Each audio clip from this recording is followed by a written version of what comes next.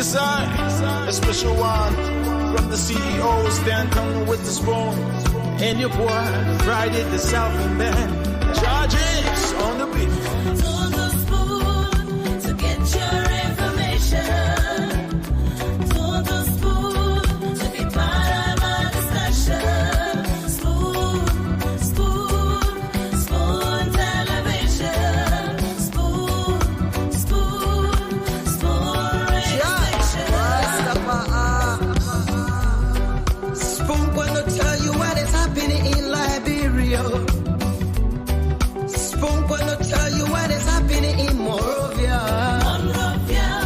Spoon gonna tell you what is happening in Africa. Just to spoon you will know. If the children crying for starvation, just to spoon. You want to get a news update, but rather to spoon. You want to know what is happening in Monrovia, to spoon. Politicians want to make their decision, just to spoon.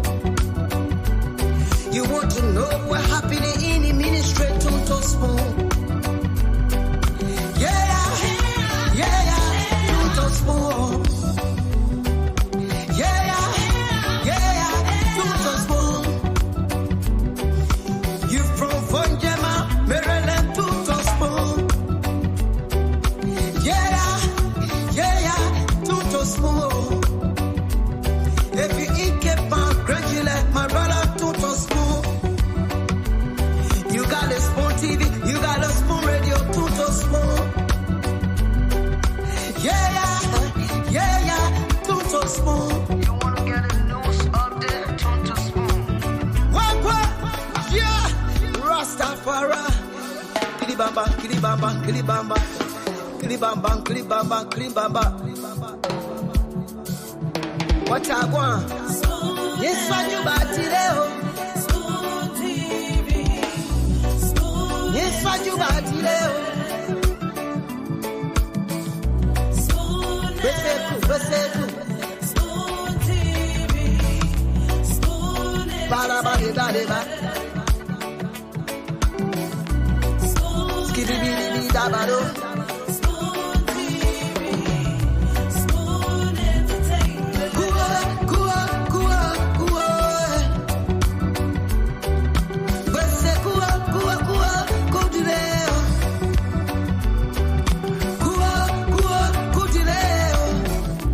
To the spoon to get your information. To the spoon to be part of our discussion. Spoon, spoon television. Spoon, spoon radio station. Spoon television.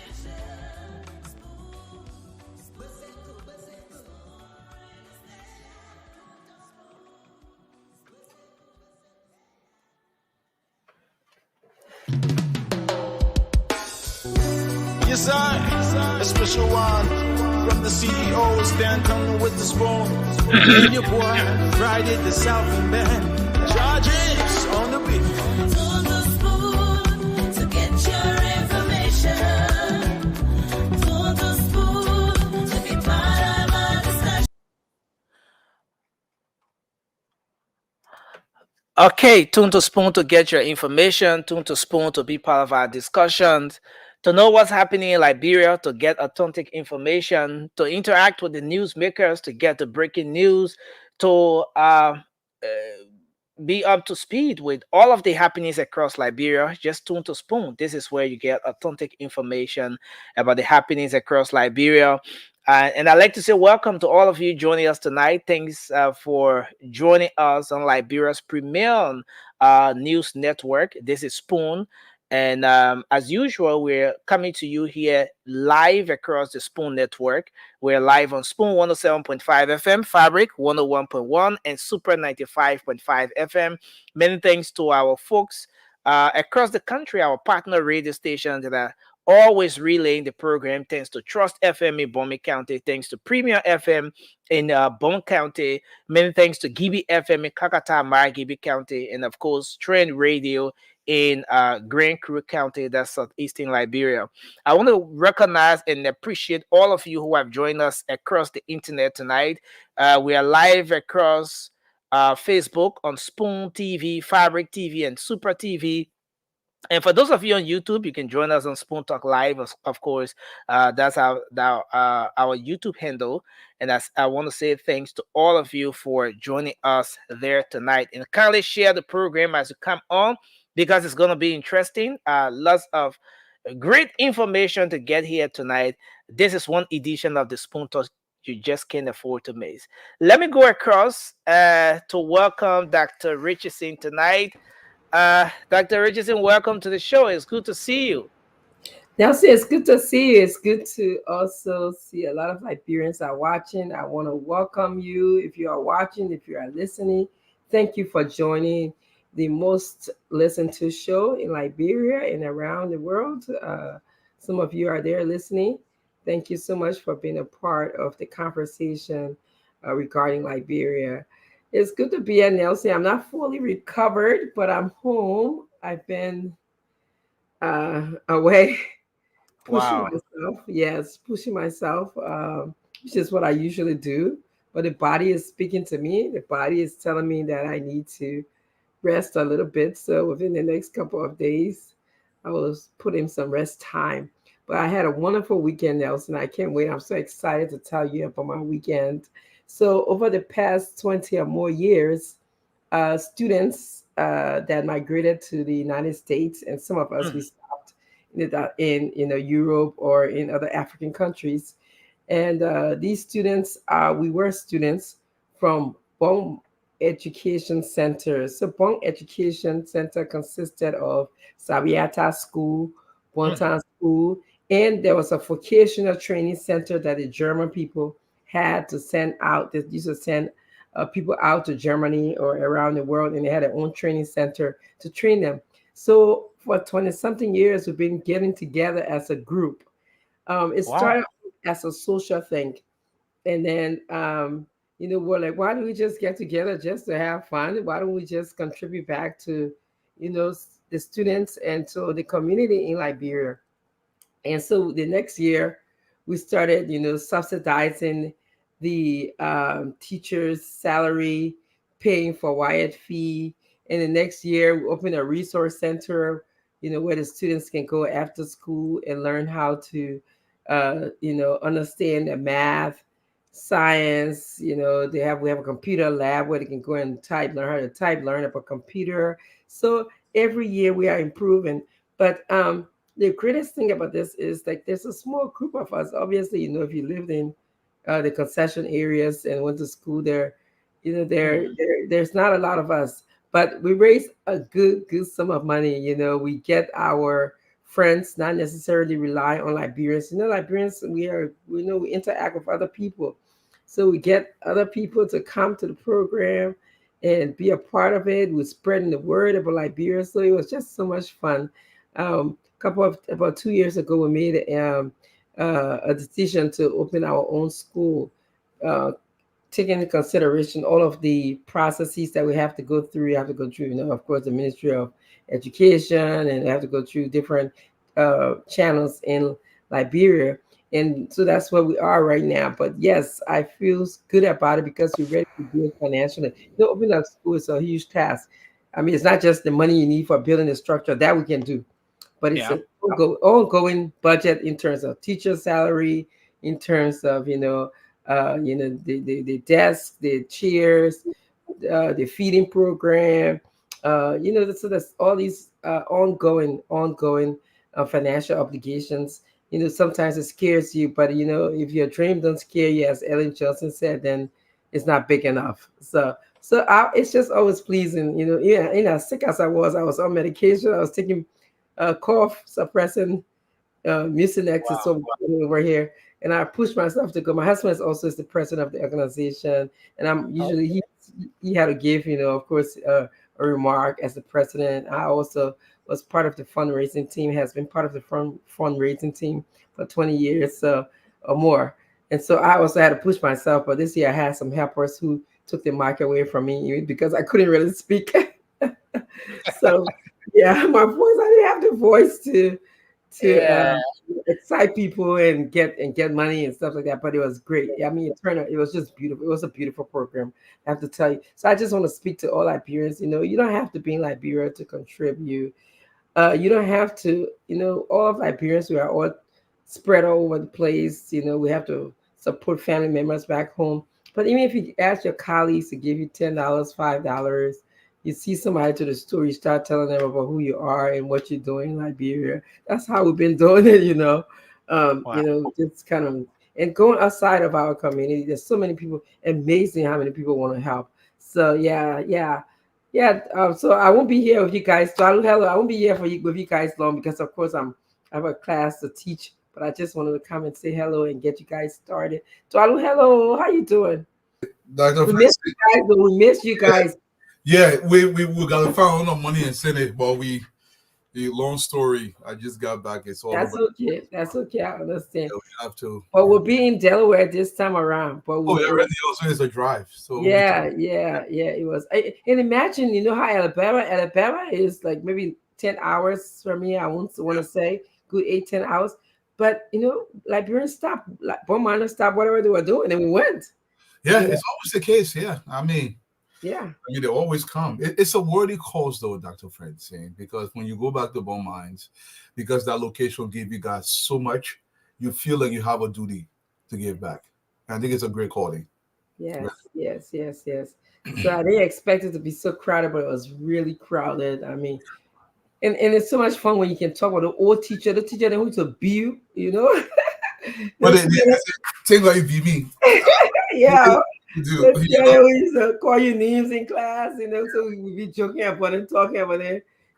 Some people get to see the old boyfriend, the person who played them cool. Some people, they get to talk and laugh. The guys, my husband gets to reminisce about, I don't know, how used to call it, gold medal friend, and you're breakdancing, all of that stuff. You had own breakdancing crew. So it's just fun. Bone breaking now because all the bones are stiff. You can't break dance anymore. You okay? Hey, Rose Horace, how you doing, man? So, Dr. Francine, thanks, man. Thanks for what you do. Yeah. Nelson. Yes, sir. Man, I heard somebody just wrote here and it said, "Oh, they wish like love who did it." What? It ain't easy. Dr. Francine, that Liberian put talk. Oh, okay. It takes me a while to get it. Okay, I got it. They said, okay, I got it. I don't know, man. I don't know.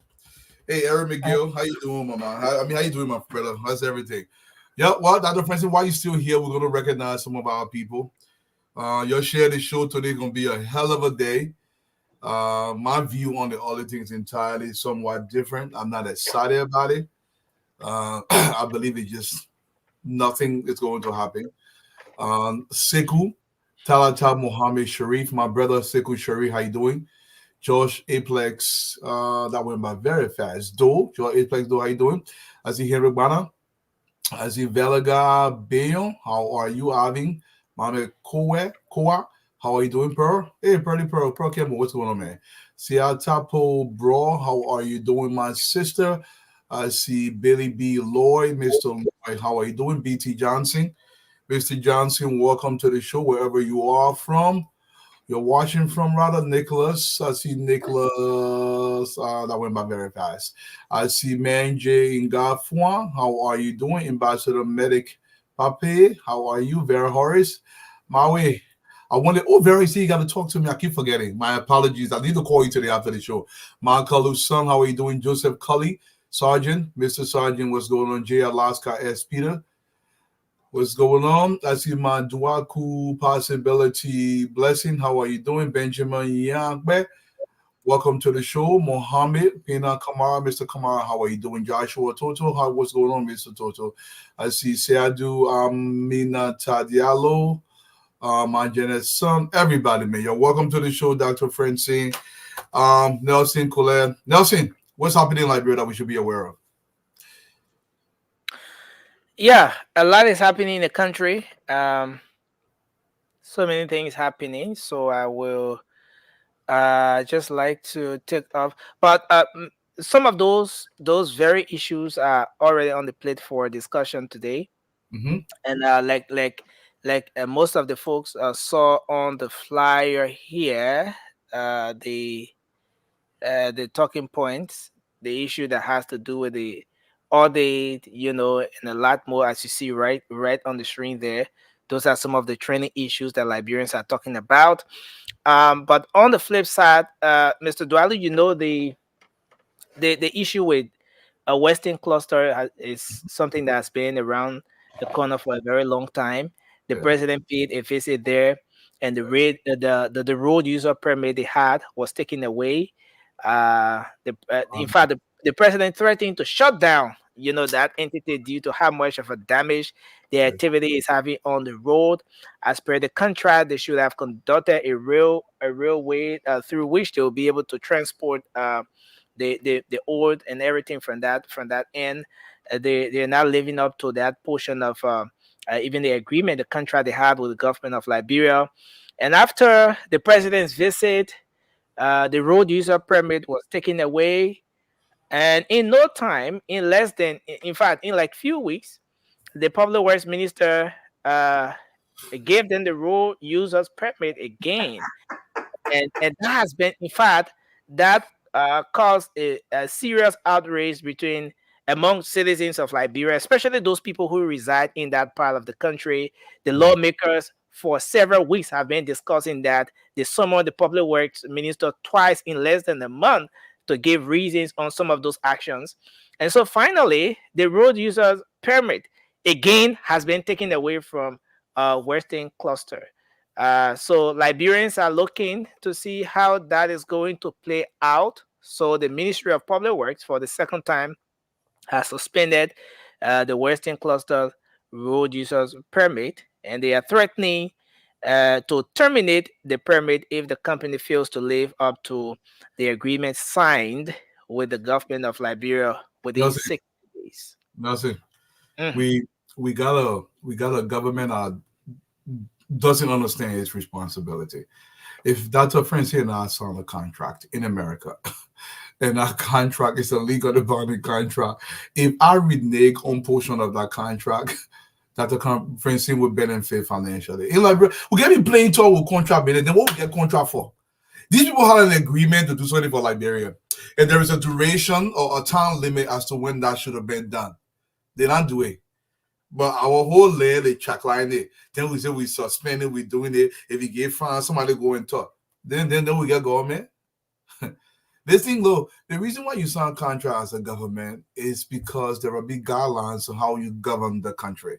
If these multinational corporations come to our country and they realize these guidelines cannot be followed, all they have to do, you do yama small with it. It's a serious problem. They are not going to follow the rule because they're profit seeking. That's what Francine, man. Because You're so right, Swallow. They are profit seeking.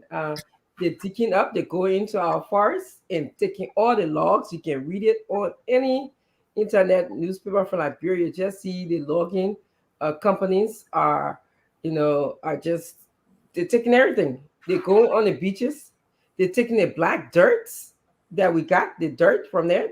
They're making use of it.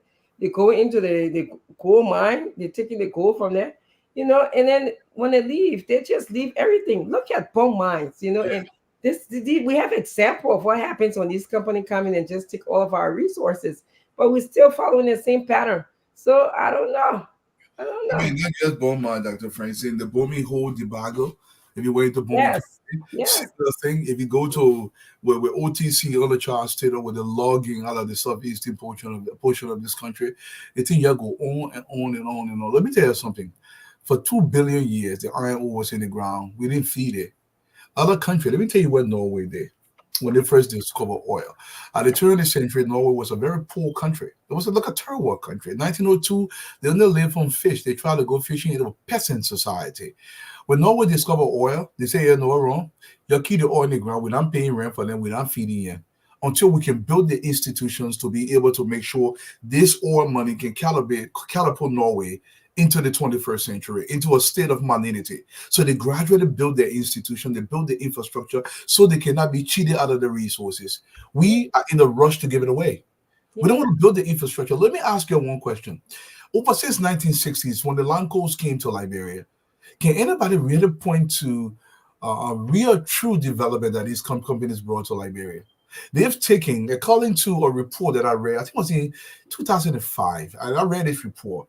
Over since Lamco, the Bonmans came to Liberia, it is multinational, they've taken close to $200 billion worth of all of the country. And we just have 40 billion of that, and it's targeted. We can become a middle income country in 15 to 25 years. I'm talking about where we monitor it, we bring proper guys on board, and they really monitor these resources. But the people taking the money, look what Botswana did with Sarah Seti, the first president. All they had was cow. They didn't have anything when the British left until they discovered diamond. When they discovered diamond, they say, no diamond living. They cut diamonds in Botswana. It's 50-50 profit sharing. They're not giving you something like 2% concession where you do the thing and you just leave. We don't want to do the right thing. And guess what? Now, see, anytime a multinational comes to the country, after the legislature rush through their so-called contract, the people, nobody can monitor them. When the people go in the bush, they do anything they want. They don't follow the guidelines. Now, see, man, look, while we still waiting for the guys, let's discuss this. You know, somebody called me today. Yeah. Go ahead. Okay, so I just wanted to conclude with the updates, then we can. Yeah, go ahead. You're right. Okay, so another important one was the arrival of our former President George Weah over the weekend at the Rabat International Airport.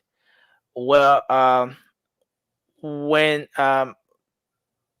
the former president arrived, even prior to his arrival, there was a huge presence of security at the airport, and that is something that folks have been talking about a lot as well, because you saw the presence of the armed forces of Liberia, the security, the Liberian National Police as well.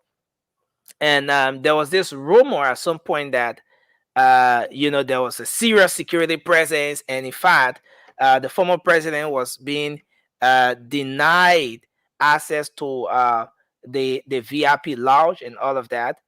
And so the next thing that happened was that the police IG, Colonel Gregory Coleman, went on the scene, and he tried to say that the former president, he said, in fact, that the former president was not denied access to the lounge. And he said the reason why they had a huge presence of security was to ensure that everything is peaceful, is kind, contrary to what other folks from maybe other Silesians who say that there was a huge presence of security because they wanted to send a message to people who went there to cause chaos or wanting to do otherwise. They had the security presence there so as to protect everyone. And so and again, that the former president did not intend or did not put in any request to use the VIP lounge, contrary to what was being speculated with respect to that. So Liberians turned up as well, and it was something that transpired on the weekend. I just thought to throw in. Okay, Nelson, thank you very much. And there was a call actually yesterday. Somebody called me in and said Senator Nukwe was mad at me because of what I said on the airway. Senator Nukwe, you're not small ball. This is a network. I encourage you to come on the airwave. Don't get it beginning 10 out of 10 out to be talking nonsense. Come on the airwave, mano a mano. Let's talk about Liberia. Okay? Come, let's talk about Liberia. If all the things that you have acquired, if you acquire them through your sweat and your hard work and your ingenuity, you can state them here on the airlines. I mean, on the airwave. But we would talk about everything pertaining to Liberia. You don't like it? Come, let's talk. Stop being the beginning point. Though Nelson, somebody called me today and said, Mr. Dwalu, you're wasting your time. There's nothing good can come out of Liberia. Liberia it was a forsaken place. Let's just sell a place with divided money. I'm pretty sure every Liberian heard that before. And I was thinking about it, and I wanted to tell them that is not true. And I can prove it that it is not true. Let me tell you the issue of Liberia. Liberia, some of the brilliant minds in this country that are catapulted themselves to a place of prominence, even right here in America, they are Liberians. Do you know the difference between why they excel here and they don't excel in Liberia? It's because we have not created an environment where they can do well. Come to America and you see professionals. I'm talking about people born and bred in Liberia, went to the same very schools in our country. They came to this country, they became top level professionals. Not necessarily, maybe you see them saying, I'm talking about top level professionals. Some have become millionaire here in a foreign land. So for the people to think that Liberians do not have the capacity, this is not true. We are not developing because we have chosen, it's a calculated decision why we are not developing. We have chosen not to develop because we don't take our best and brightest minds to lead the country. We take people who ordinarily will not be in a position of trust to lead this country. Look, I am not just saying this. Call your relatives. Almost every Liberian that is listening to my voice does have a relative in a Western location. Call Australia. Now, I'm not talking about degree. I'm talking about production, output. I'm not going to say anybody's name here, but come to top hospitals in this country. Some of them are being run by Liberians. Inventors are being Liberians here in America, in Europe, in Australia. And the reason being is because there's an environment that promotes them to do what they do. In Liberia, everything is stifled. Nobody who wants to excel in that country can go up. The only time a Liberian meets his full potential is after that Liberian leaves the country. The only time a Liberian can have any form of prominence is when he goes to government and steal from the people. We are not poor. We are not backward because we are dumb people. We are backward because we've chosen people who do not know anything about anything to lead us. And they're not going to lead us right, not because they don't want to, but they don't know how to. And you voters out there, I want you to understand something. Your voting is not a child's play thing. This is a serious matter. It's a serious matter. And we take it so lightly. Your sons and daughters are brilliant. Look, I sometimes sit down with a Liberian professional and I'm like, wow, this is excellent. But just imagine if those kind of expertise was actually in Liberia, promoting the growth of Nima County. Imagine promoting the growth of Abapalu or Riverside or Grand Bassa County. If I even think the Grand Bassa, and this is not because I love Grand Bassa so much, I'm not exaggerating. Some of the top level professionals in this country. I'm talking about, well, you go to our country, the hospitals are empty. We're talking about the public administration arm are very empty from true expertise. This is not a suggestion that we don't have some experts here in the country, but we need a lot more to come into Liberia and up the standard of living in that society. So don't tell me Liberians are not capable. We're capable. But the distinction here is the environment does not allow for people to grow their capacity. In fact, if you stay in Liberia and you want to grow something, you're a threat. They see you as a threat. People want to harm you. Sometimes people want to kill you. If you criticize somebody who got some government money, he wants to come after you personally. He wants to pay young boys that they've kept in poverty to come after you and harm you. And what they don't understand is every time you harm a brilliant mind, if that brilliant mind doesn't get killed, he will leave the country. When he leaves the country, he takes his expertise somewhere. Somebody told me one time, say, Mr. Dwalu, Liberia, that I'm graveyard. You'll tell the people in America when if they getting old, when they die, they will not bring their body here. This is the only time Liberia brilliant minds go back to the country when they take their bodies. I want them in their prime to be in Liberia, but we got to tussle and we tussle. If you're bringing them in their prime, do you have the capacity to protect them? Will you allow them to govern the society? Would I be able to criticize a senator and he don't pay little boys to come after me? When the senator is behaving like a child, come and stand before a bigger man and let's have a conversation about Liberia. If you outsmart me, you outweigh me, I will follow you and say, listen, Let's do it your way because you make more sense. It's about making sense about Liberia. It's not about harming each other because I disagree with you. Disagreement is good for democracy if we're going to grow this space.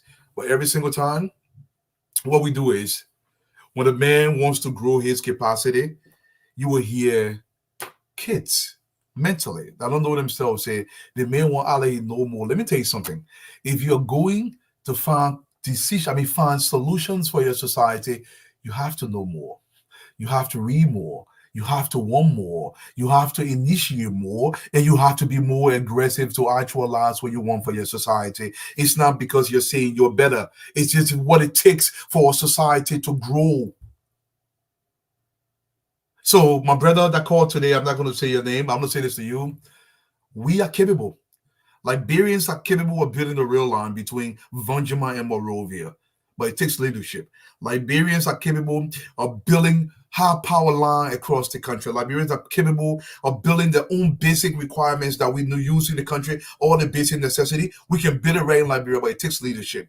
Liberia is actually capable of building the road networks to connect the country, to build bridges. LU got a beautiful engineering program. It needs some work. But I see get Liberian professional coming from abroad. They're coming into the country. They can build this infrastructure. We got Liberian expertise in literally every single field now. Bring them home. But we have to find a way to bring them home as the Ghanaians are doing. Find a way to bring them home as the Botswanans have done, to bring them home as the Kenyans are doing. If you bring these Liberian home, we are going to up the standard in the country because I believe we are equally capable. We went to the same school, the same place. They were not any smarter than any one of us. We scored better grades, not because we were just smarter, but because we were in a better environment. My push now is to create that environment for Liberia, because I believe if we create that environment, we can groom smarter and better Liberian citizens than we are. And they can take Liberia to the next level. This is a dream, man. Don't doubt this. Liberians are capable. We need leadership to see that come to fruition. Nelson. Yeah, certainly, Mr. Dwalu. And good thing can come out of Liberia. Liberia is not the worst, and I think this is a motivation for so many Liberians out there, and a lot of people who think that Liberia is all down to the dust. So I think we can take some calls now, Mr. Dwalu, while we wait. Let's hear from Liberians. If you think we have some capacity, what is stifling that capacity? What is made it without going in from? I'm talking about, let's stick to the capacity issue, because I believe their brain are in a bigger than our brain. It's the same brain. What are we not doing to carry the country in front? That I want for a year from today. Yeah. So let's take some calls from Liberian. 0555-101075. 0555-101075 is the number to call. I'm going to put the WhatsApp up here so that you can call as well and make your input tonight. This is Spoon Talk. Mr. Dwalu is here. I'm Nelson. Let's take your calls now. Hello, you're live. Your name and where you calling from? Hello. Hello. Yes, sir. Let's hear you. Your name and where you calling from? Okay, this is Joe from Canada, aka JMB Junior. Let's go straight to the issue. Yeah, go to the issue. Let's hear you. Okay. The Liberians now, the Liberian that we're looking at now, let me be very frank and tell Mr. Dwalu and the other people that are on the show. It is only Joseph Boakai that will give a chance now to rule as a president. For now on the go, we're coming to get ourselves together. We, the well-meaning Liberians, that mean well for Liberia. We're going to campaign because the leadership has failed us. Every other leadership has been failing us. We're going to campaign to make price for Liberia. I think will be better. Share Liberia, share the money. It will be better. It will be of benefit. We want to get back to one. We want to get back a chance. Thank you. The rest of the people will come around a campaign. Thank you. I don't know who you said it to, but thank you. Hello. Hello. Yes, you're live. Your name and where you call from? This is S. Mamalu Greta. We're calling from Maryland. Yeah, go ahead. Let's hear you quickly, sir. This is S. Mamalu Greta. You are live. You are live. Let's hear you. Go ahead. Let's hear you. Oh no, I think you're listening to another gadget. Please, just turn down the volume of that, whatever you're listening to, and then you're coming clear. Hello. Hello. Yeah, please go ahead. Your name and where you call from. I'm Morris C7, Cody for District 16. Go ahead. What's on your mind? Let's hear you. Yeah, I think we Liberian need to focus in the direction of collecting taxes. I think that's the only possible way we can build our country. Especially focusing on real estate taxes. The last one I listened to former tax in terms of taxes, real estate for 4%. How can we have multiple houses? Then people don't want to pay the fair share of the taxes to control. Okay, thank you. Yeah, you. Okay, thank you. Let's go there and take this person. Hello. Hello? Yes, you're live. Your name and where you're calling from. I'm calling you for our community. Okay, let's hear you. Go ahead. Our problem in this country is corruption. Corruption has eaten the fabric of this country. Can you imagine? Just go to any administration agency, you want a piece of paper. Man, you spend money more than what you're supposed to double what you're supposed to pay before you get that paper. So that it takes you 2-3 weeks. You can't get it. For example, war in community here, or war then, we want a war for cleaning our community. My brother, the people work ahead, but I want for 5,000 now, but the people that you were in a project. Thank you. Thank you. The money. Thank you. How we put out, get the procurement process of that project. You want to have, but everything, you only brought it to that project, I didn't want to get certain pieces of food that get to pull it. I said, but how? Okay. Thank you. Thank you very much. Thank you. Mr. Twadu. I let to see my brother in his back. Hey, Nancy. I gotta go visit Dwadu, my people. I gotta go visit Dwadu. But I'm afraid. I'm talking about Baba here, but Dwadu, I go visit the man of medicine. No wrong. I come in because I got some training to do. So I come in the jersey, I'm getting booty, I come in the play. I got some training to do with jersey. I will tell my sister you lying. I will tell my sister you lying. You come into my play. Hey, my man. I will not listen. I'm about to call her now. You lie, you're not coming. Now, let me be very careful. He's not coming to my place. That lie. The man going somewhere else. The man taking detour. I will get recalculation. When you using the GPS, they say recalculation. What will be recalculated?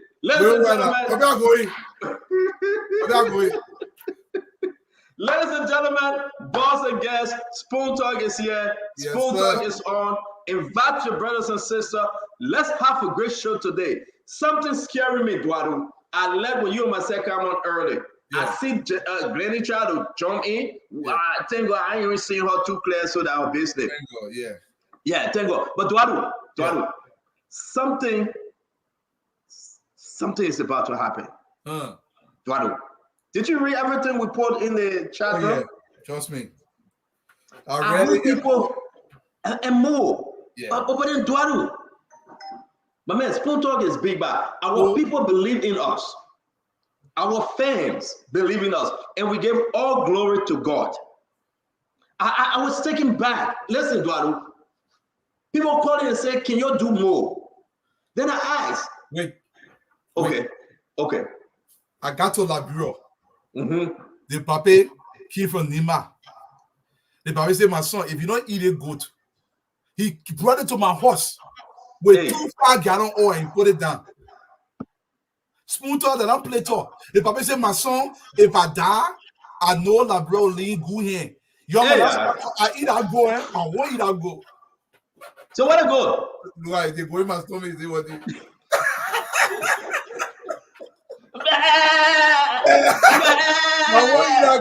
That goat is yelling into our stomach, but we got to say this, folks.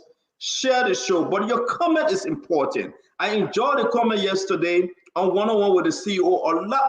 Over 4,700 comments. A lot of people were just writing. They were engaging. We started the show late.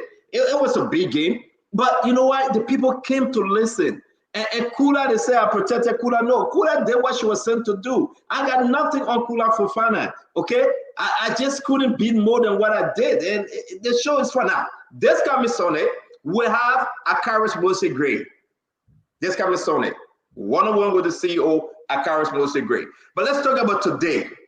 Let's talk about today because our country, our people, Sister Glenn, we're going to talk about today in the Alcohol Checker in a very special way, Dwadu, because the people want the information, Dwadu. The people don't want stories. They don't want you to lie to them. They want you to look in the camera and tell them the truth, nothing but the truth. So help us, oh God. That's why we hear every day. You can have your side. I can have my side. My side is the Liberian people's side. I'm not going to polish a politician. I'm not going to dance kakaleka and drum roll and do do and do hide and seek because the Liberian people is our focus point. So wherever you find yourself today, it's very hot in this country, man, especially in the East Coast. It's hot like hell. Seriously. It's very, very hot, but I don't know about your end, but it's hot. I think it's hotter than Liberia. Inside, so I don't know it hot. No, but I had to go outside. Then you know what? I went and get a hot coffee, so it make it worse for me. Yeah. Glenny, is it hot at your end? When you mean go out? No, I think Glenny is in Maryland or Virginia, right? Glenny, where you at? I don't have anywhere. I just in the air. In yeah, you went beyond the man. You went beyond it. I heard you talk. I heard you agree with Center for me not to come on. I heard you. You fake Dwalu. I heard you. Telling yes, thank God she not yet. I heard you. He did. He agreed. He did. He did. I heard him. Yes, she not yet. No, but the person who don't want to come on a Fadiga, the people are just getting to hate Fadiga Dwalu. I'm serious. The Liberian people getting to hate Fadiga. Hey! Why they hating him? The people say Fadiga is fake, like, or you know why. I don't know. That's not me saying it. Fadiga, that's my brother. I can say it to him, but that's not me saying this word. But Glenny, though, welcome to the show. We're going to be having a very, very unique show. You know that Richardson is working today. She will not be here. She'll be here tomorrow, I believe. This thing, she's going to drag it on to August. Then she will change her schedule. The whole school, something you change one day to another. We want to say to you, all those are relaying our program, thank you. Those radio stations, we say thank you. All of you, we're going to call your name. Dodo, have you called the people's name yet? No? I have, but you can call more. Oh, you did already? You just called the people that you like, right? No problem. Even the Sarah I've been seeing Sarah for a while. Sarah, if you listen to me, I miss you, Mama. Oh, yeah. I heard that she was sick, right? Oh, I didn't know that. I don't know. But that's what I heard. I don't know how true it is. Yeah. Eric McGee, Bummy King always giving a problem. Jack Fassad, Emmanuel Ekwa, want to say Lydia Kennedy, James Eto Yasa Widow, Jonathan Service, want to say Benjamin Yakpa, I think a crew man there. Masa, Nigama Dempster. Nigama will never stop following spoon because he's my brother from beyond MTA. We say welcome, Nigama. It's always good to have you. Clarence, it's good to have you. Let's talk about Washington Jalad, Shatrick, Eric Wami, Woti Tue, Clarence Benson, James Frumblite. We want to welcome every Jonathan, welcome to the show. Ruben Saka. We want to welcome every one of you. If I not pronounce your name good, forgive me, Sam. It's always good to have you. Emmanuel Zilka, it's always good to have you. Matthew Year, Rebecca Wally, Faya, Fodukula Smo. We want to say welcome to everybody, right? We just need you to comment. We need you to comment. We want to hear from you. Yeah. Okay? We want to say it's a good day today. May God bless you wherever you are. May God keep you. As you follow the program, share the program. Go on your Facebook right now. Or if you're on YouTube, you're on Fabric, you're on Super, you're on Spoon, wherever you find yourself, on your Instagram right now. We're going to give you a few seconds before we read the topic. Right now, we want you to go there and share the show. So we're waiting for you. As you share, we want you to comment. Say, comment, John Spoon. So we're going to give you a few seconds. Vera Le Pen, as always, Vera, you follow us. I want to see this show on your Facebook page. Gary Koluba, on your Facebook page. Peter Rack, on your Facebook page. Benjamin, Makula and Son, on your Facebook page. Israel Jackson, on your Facebook page. I want you guys to share it. I want you guys to invite your friends, and I want you guys to comment. So let's do it. You know that when that show, dun, dun, dun, dun, dun, dun, dun, dun, dun, dun, dun, dun, dun, dun, dun, dun. Dun, dun, dun. You remember that little Saturday morning movie, afternoon, that Muppet movie? You remember it, Eduardo? Yep, Were you alive at the time? Were you still alive?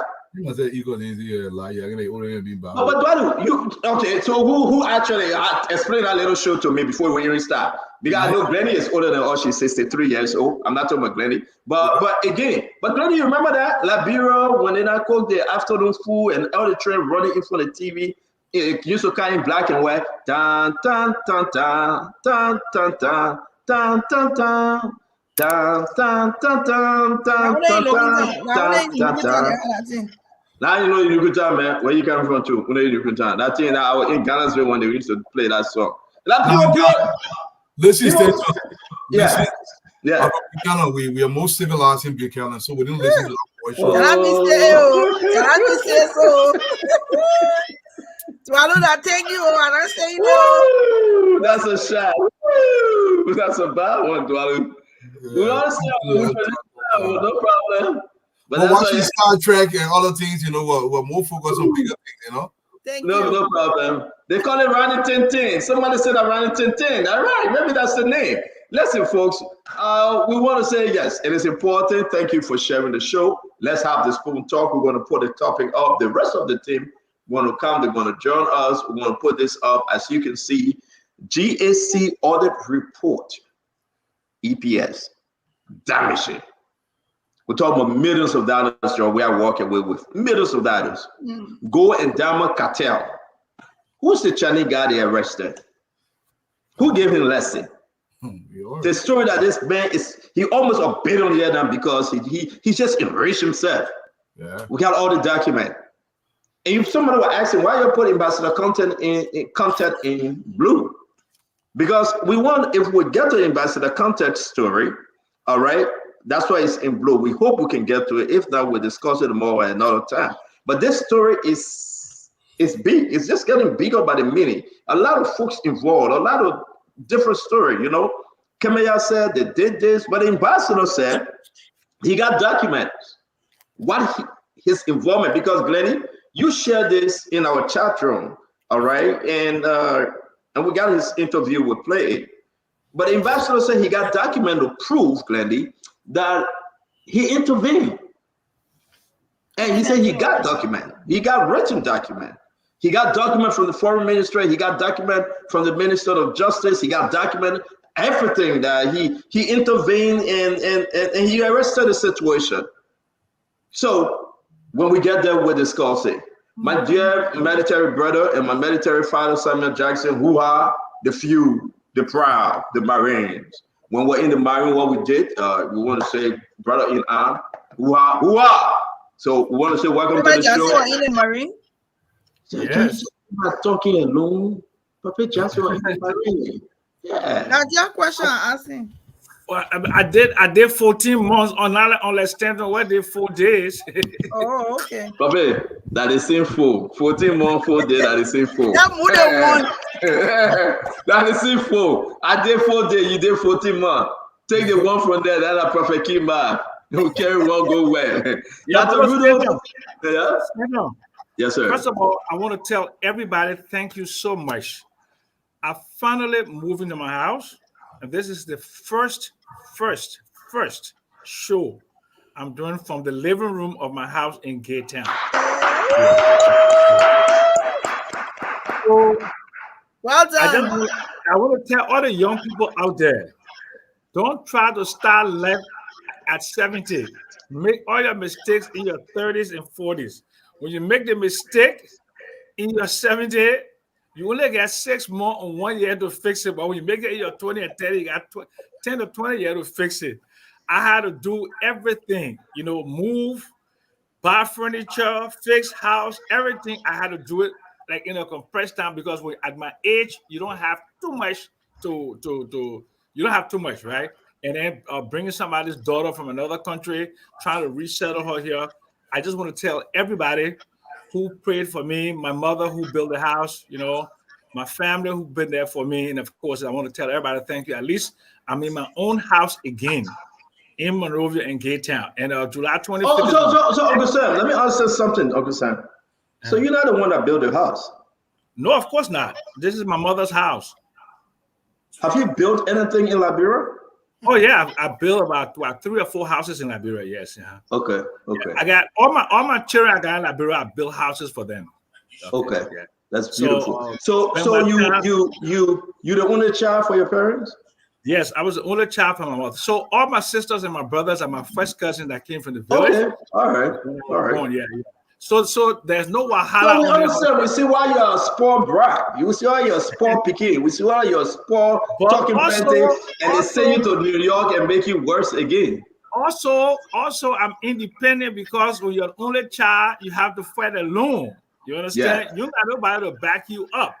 You understand? So I want to tell about my all of my sisters are my first cousins, and I didn't even know they were my first cousins until much later in life because my mother brought it in before I was born. So you thought they were your biological sisters? Yeah, exactly. But tell God thank you for all my. But it's a good thing that she didn't tell you at an early age because you were going to segregate yourself. You're going to set yourself. It's a bad thing. It's a good thing that you get to know a lot. My mother didn't tell me a lot of things because they said I was a muffin little boy. I was going to go out there and start talking about all kind of stuff. So a lot of things that hit for me. And only after my mother died that I knew a lot of stuff. Even my own biological father, which I will not say today, but it was only after my mother died in 2000 when my aunt was dying. That's when I knew who my own biological father is. But we're not going to talk about that. It's something in the past. We're not going to go into that, But Uncle Sam, we are happy for you. Trust me, I love you, Uncle Sam. To me, you're a very good man. The Samuel Jacks, the Stephen Johnson, and Mo Adi can pick on you, but they're from a good place. They love you, and we say thank you for joining us. You got to turn something off, Uncle Sam. You listen to something, but we say thank you.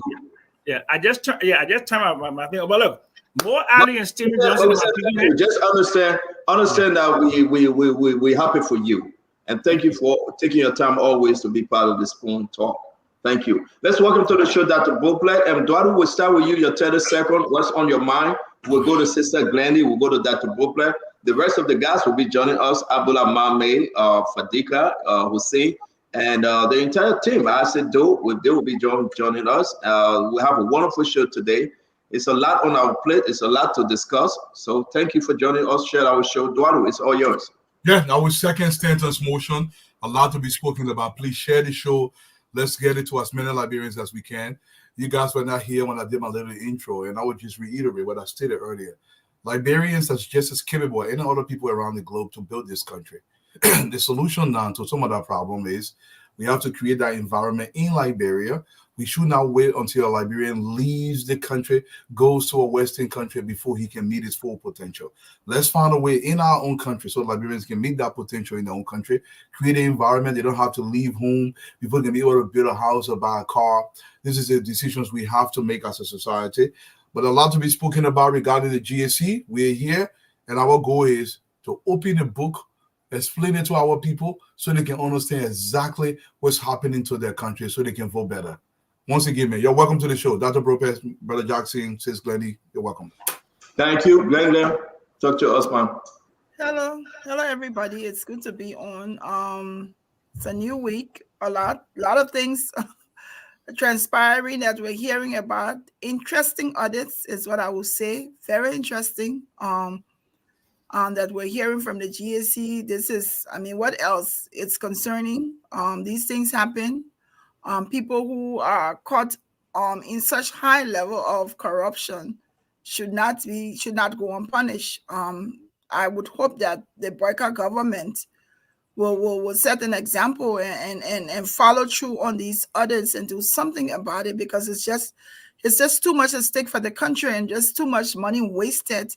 People just have privatized themselves on the backs of the Liberian economy, which is not good. I know Stanton said, hopefully, I will hope that we talk about Ambassador Content stuff. I hope we have time, because that's still on my mind. I didn't find him to be credible yesterday. I'm sorry. And I think the only reason why he came out to speak is because Spoon TV was talking about it, because he's had some time to come and clear and come and say something about it, but not until after the Spoon TV show that day.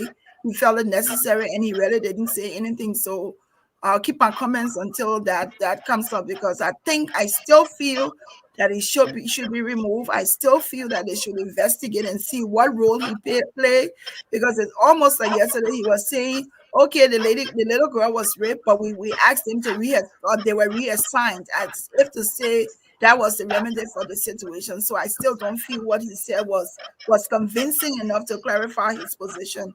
But it's good to be on. Thank you, Glennie. And when we get there, we'll discuss it. We have to. So we say thank you. Dr. Bopla, it's good to see you, sir. Stanton, good to see you and all of my esteemed colleagues.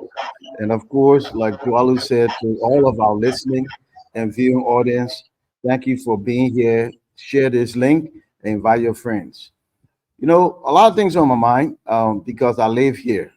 I read the papers every day. I listen to the news and I experience things. And I want to say this because oftentimes when things are happening, Spoon is talking about stuff. And in the Liberian context, you know, our country is small and we're so interrelated, right? So it's probably get in some kind of situation, people lose their objectivity if they are my friends, family, and colleagues, right? And then they start thinking about what will happen to Brooklyn. I think the power of this platform is really about the people. So instead of saying what will happen to Brooklyn, you say what is not happening for the people. Anytime there's a misappropriation, anytime there's a misallocation, anytime there's the appearance of impropriety, we need to ask ourselves, what is not happening for the Liberian people? We are hard pressed to get it right for all of us, and time is running out. We can't wait until year 5 in the 4th month, then we start to do all these emergency things. So I thank you, Stanton, for this platform. Let's keep it about the people. So when we talk about issues, when we dig into it, because we want things to be better. When things are better, the people live better, and we all will have a better country. We can do this thing, and we'll do it one show at a time. So thank you for the opportunity. Always good to be here. Thank you. Thank you very much. Uncle Sam, your intro, Uncle Sam. Well, first of all, I want to basically tell everybody thank you again. Liberia is a very good country. It's an extremely good country. It has a lot of potential. The missing link is to love each other. Let the interests of us be, right? But if we factionalize ourselves, we put ourselves in little bitty political parties and political leaders and all of that, we miss the bigger picture of collaboration. You know, a lot of foreigners who come to this country who are close to me, they tell me, say, why do you allow the Indians, the Lebanese, and the new Liberians to dominate the economy so much? Why do you hate each other so much? You're always fighting with one another. So they ask me, do you see the Indians fighting each other? You see the Lebanese fighting each other? You see the Fulas fighting each other? You see them disrespecting each other? You see them chasing each other's wives? You see them disrespecting each other? I mean, calling each other on names? Or are they collaborating? This is what I want us to talk about. Look, it's not about Joe Barker anymore. It's not about George Weah. It's about us. You know, and what I would like for this platform to be, besides the information that we provide, it has to be a platform for Liberian economic empowerment. So that is the reason why in a week or so, I'm putting together something called the Liberian Economic Empowerment Act. And I've been asked by some people, some pretty important Liberians, to put down that concept document and to lay out the whole parameters for Liberian Economic Empowerment Act, something like affirmative action, but this affirmative action for the majority. So the small business administration will be in there, the minority business with the females and stuff, all that stuff that will be to protect Liberian and to improve us and to just we're not prosperous in our own country. And so that is where we should be going instead of this politicking every day. I'm getting a little bit sick of it. I've been sick of it for a long time, but I'm sick of it now because it's much more glaring that we're just a divided country based upon nothing but the fact that we don't love each other and we sacrifice our good country, and we just give it to others to enjoy. And you saw the thing about the Chinese guy. I mean, the millions and millions of dollars that the guys they're taking out of here. Stanton, I mean, we have everything here. Stanton, gold, diamond, manganese. I mean, everything. And we just give it to the foreigners. Look at the trading economy. Town. Look at Tubman Boulevard. There's no Liberian supermarket on Tubman Boulevard. They own everything. The largest hotels in the country owned by foreigners. And we should stop it. So that's my opening remark. Thank you very much. Thank you, Uncle Sam, and thank you very much, Dr. Bopley. We want to say thanks to Glennie and thanks to Mr. Duado, who's happy looking into the phone and so happy that what he's seeing into the phone, he's so happy. And I hope that photo in the phone. Eric, you're making me laugh here and then you're great. But we want to say thanks to everybody again. Welcome to the show. Let me say this, folks. It's important for you to know what is happening to our country. Uncle Sam ended up saying the Chinese guy. This guy, he had his own special name. The man can go anywhere, Glennie, to mine. Almost 2 months ago, I received some document that I shared with Americone. And I told Americone, I said, you got to look into this. Those documents were very important to the investigation that today led to the arrest of those guys. I said, Americone, what's happening in your backyard? He said, what? Your backyard, Bakuru.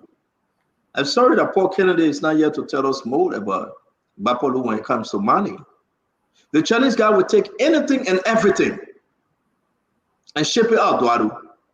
Make millions of dollars. So what we will be sharing with you today, court documents. Who gave this guy a lesson? When he was lesson? Was it CDC? Is this his government? Was he been renewed? Those lessons were renewed? We're going to discuss everything.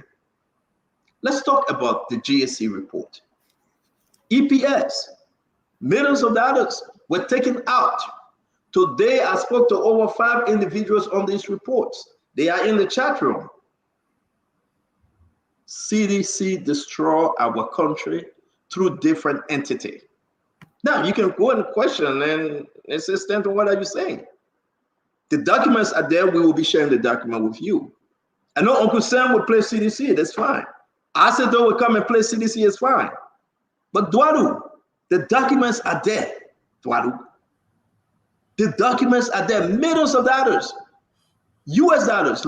Liberian currency. How can one man go to the bank every day to collect money? We have that record. One man, the man named P-A-Y-E, paid. They would Trocon robber would send him. He will go to the bank, collect the money, and bring it to Trocon. The documents are there. Not small money. But guess what happened? He still worked at EPS. This man, payment, he still worked at EPS. So then I questioned, I said, why? We'll get to the explanation later. Let me give it to you, Duadu. Let's see if we can run through these 2 topics and we get one. Look at front page newspaper. They have also certain portion of Rara International Airport. I just shared that document with you guys. It's on front page newspaper. To the Ghanaians. Uncle Sam, you always cry and say, why you can't give it to Liberia? No, they are not. They give it to Ghanaians. But what was our position before we took over? Liberia first. Duadu, why are they giving everything to the foreigners? Talk to me. Why I upload all these documents to share with the Liberian people? Let me tell you what some government officials told me one time in Liberia. They made me look at me, they told me, Duadu, the way you're more beat they idea where you bring. If we allow you to grow in this country, that who will you? This is the mentality of the Liberian Saki we're talking about. But I'm going to beg anybody on the show today, when we lay out these audit reports, if A is an A, there is no reason you should spin this to appease anybody. These documents must come out. People are stolen from the people. They must be addressed. We have foreigners come to our country. Look, I want those of you who've been to China or anywhere else, go there and see if you can go in any village, in any forest, and pick up one leaf from there. Even if you get lesson and the people that leave from there, the way they will monitor you, you will get it from there. In fact, you will not even get that lesson to do it. This guy goes around with total impunity. And here's the thing, people want to understand. Guys that are in this ministry, they believe they can use these people to exploit their own people and they get a little bit of chicken feed. Look, gentlemen, we cannot run this country like this. You cannot live in this country. Even if you came to America, every day you'll be praying to go back to Liberia. Why do we do this country like this? I still don't understand it. I still don't get it. I don't know what people are trying to achieve when we mortgage everything that belongs to the state and we give it away for literally chicken feed. Chicken feed. No benefit to the society. And guess what? The people continue to eat our lunch because Samuel Jackson should not get rich in Liberia because Samuel Jackson get BMO. Are you crazy? You need Samuel Jackson to become a millionaire so we can develop the country. You need Liberian homegrown millionaires. I know it sounds like a crazy idea, but if Liberians can come to the private sector, become better, look, I can guarantee you 100%. If my man win the lottery today in America, my man will move to Wapulu County. I ain't joking you, my man. Let me pause. Dala? Definitely, yes. Thank you. I'll give it back to you. Mommy, welcome to the show. Why did man pause here and ask you that lie? Funny. But listen, let me put the first document up. Since we're talking about the outsourcing of the Liberian job. Folks, it's in the chat room. Liberian Airport Authority. I don't know what Steven Johnson is. We got to talk about this thing. If you can read it, we appreciate Mr. Dwalu. You always love to read these things. If you can see it better, we try to upload it. We want you to please take the picture, zoom in, and understand that this document for you, my fellow Liberians, what is happening under the Joseph Yima Bwaka government, is it fitting? Was it a good idea to outsource the Liberian people job? Go ahead, Dwalu.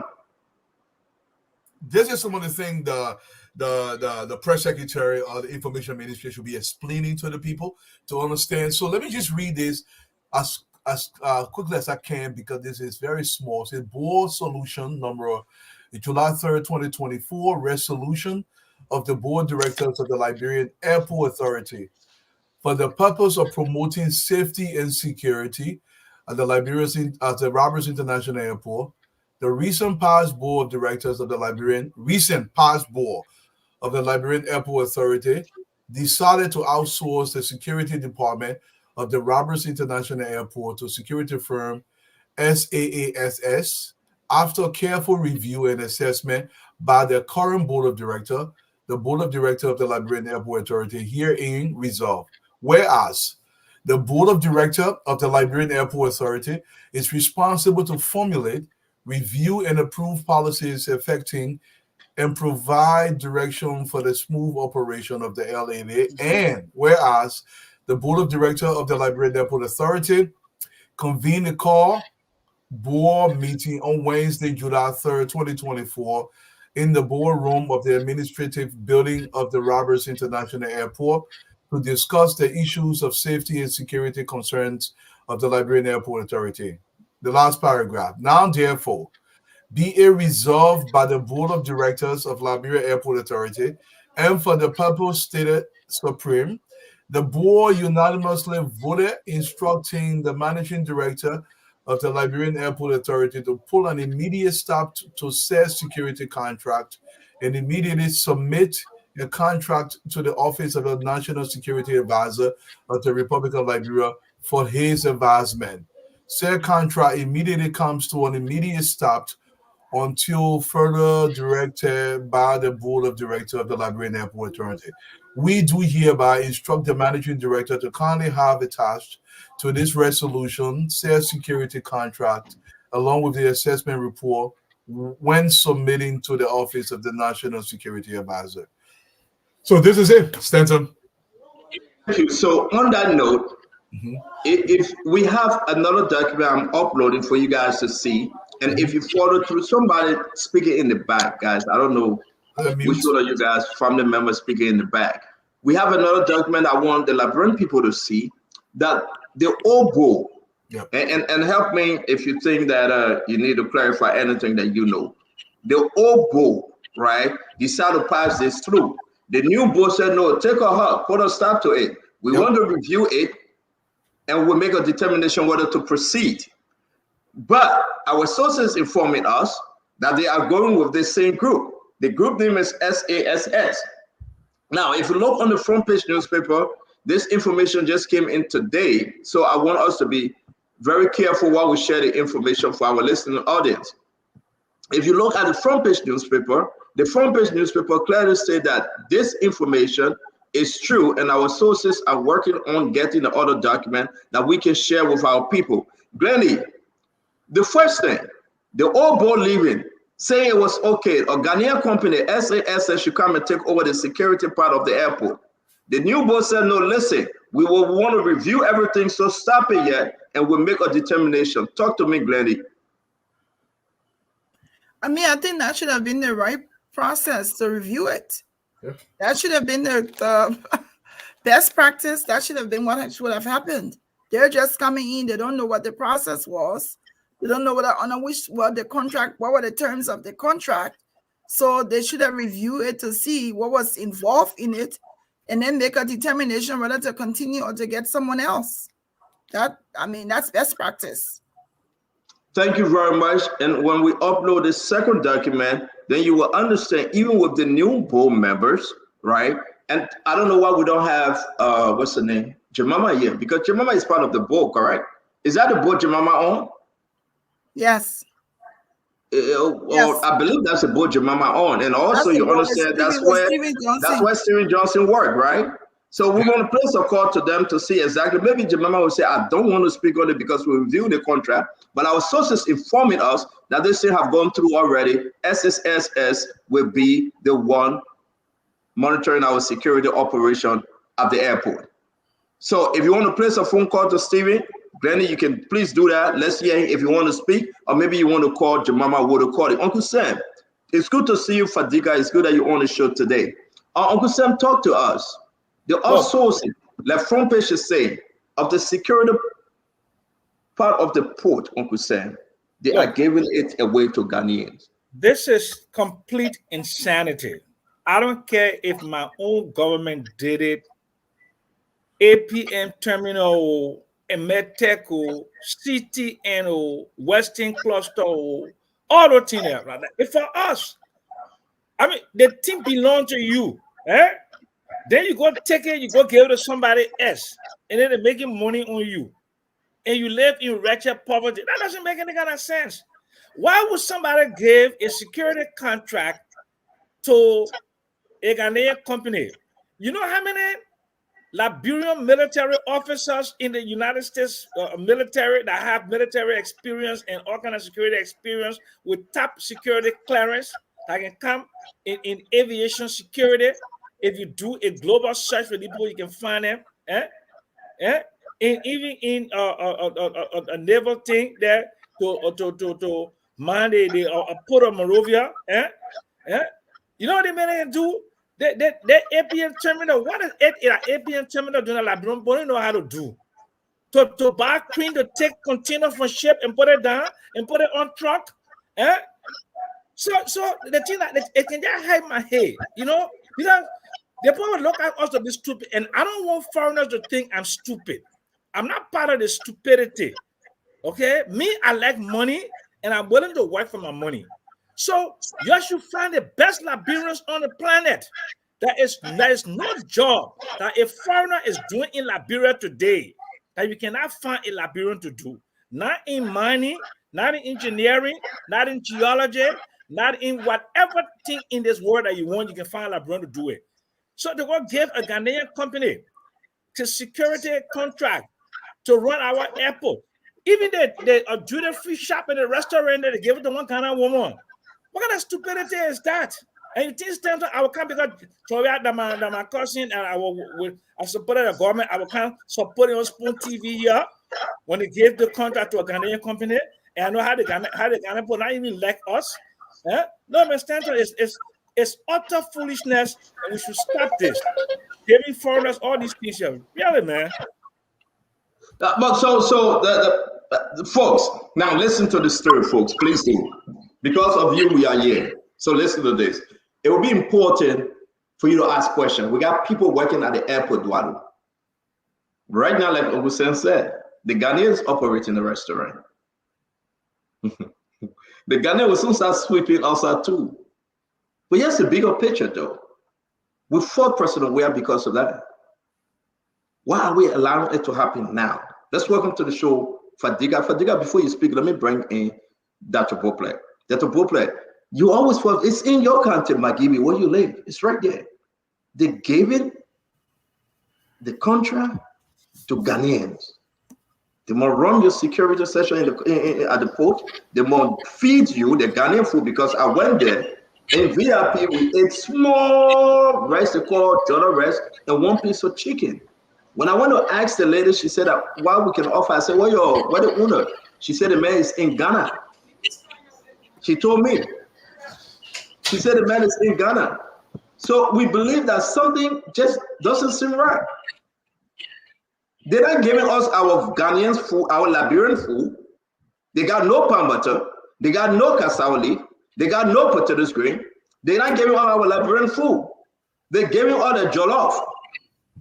Steven said he spoke with Mame. He said he calling.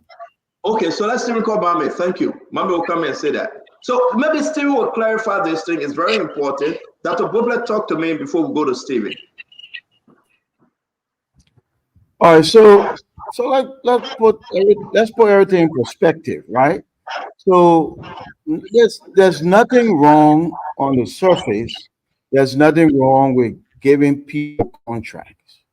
Okay. The challenge we have in our country is that our economy is dominated by non-Liberians.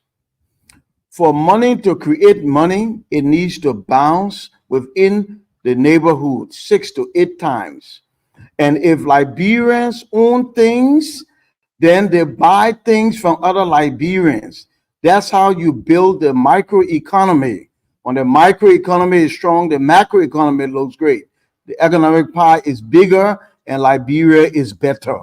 So there's nothing wrong with a contract, but we have to keep asking ourselves, if our economy is dominated by non-Liberians, what are we going to do to change that?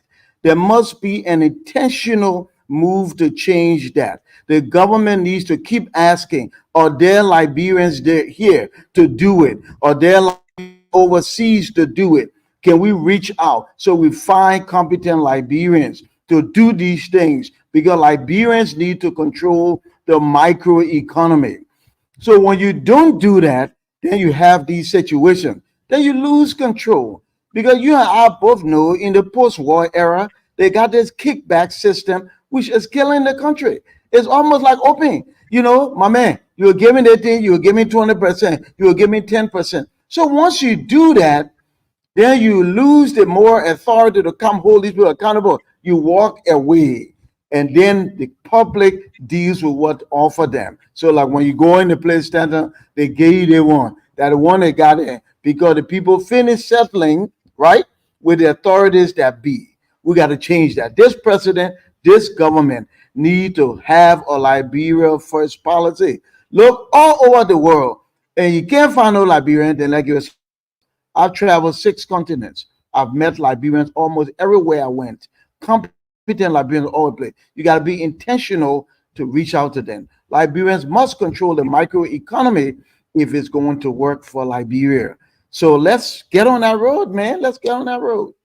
Let's get on that road. Now is the time. Thank you very much, Dr. Boblak. Fadiga, you want to speak to this airport thing? It's getting confusing because Steven Johnson worked for LCAA. So the RIA owned is different. We are talking about RIA, so Steven Johnson is on the other end. I think with the RIA. Yeah, he was the LCAA. Okay, he's not at RIA. Yeah, so I think is it transit?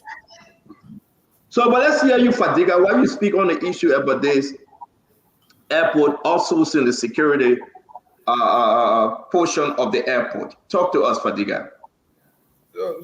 Stanton, there are a lot of things to consider. There are a lot of factors to consider when looking at this thing. I just put in a contract there, a request for no objection that was done in 2022, requesting to award them that contract. I don't know. When it comes to airport security, There are a lot of things to take into consideration. You're looking at the experience of the company. We're just playing the same contract that we already read. Yeah. What was it? We read this contract already. Is that anything new you share? No. I thought you guys didn't see it. Okay. You know, I can. But what I was saying is there are a lot of things into awarding contract, especially something at the airport.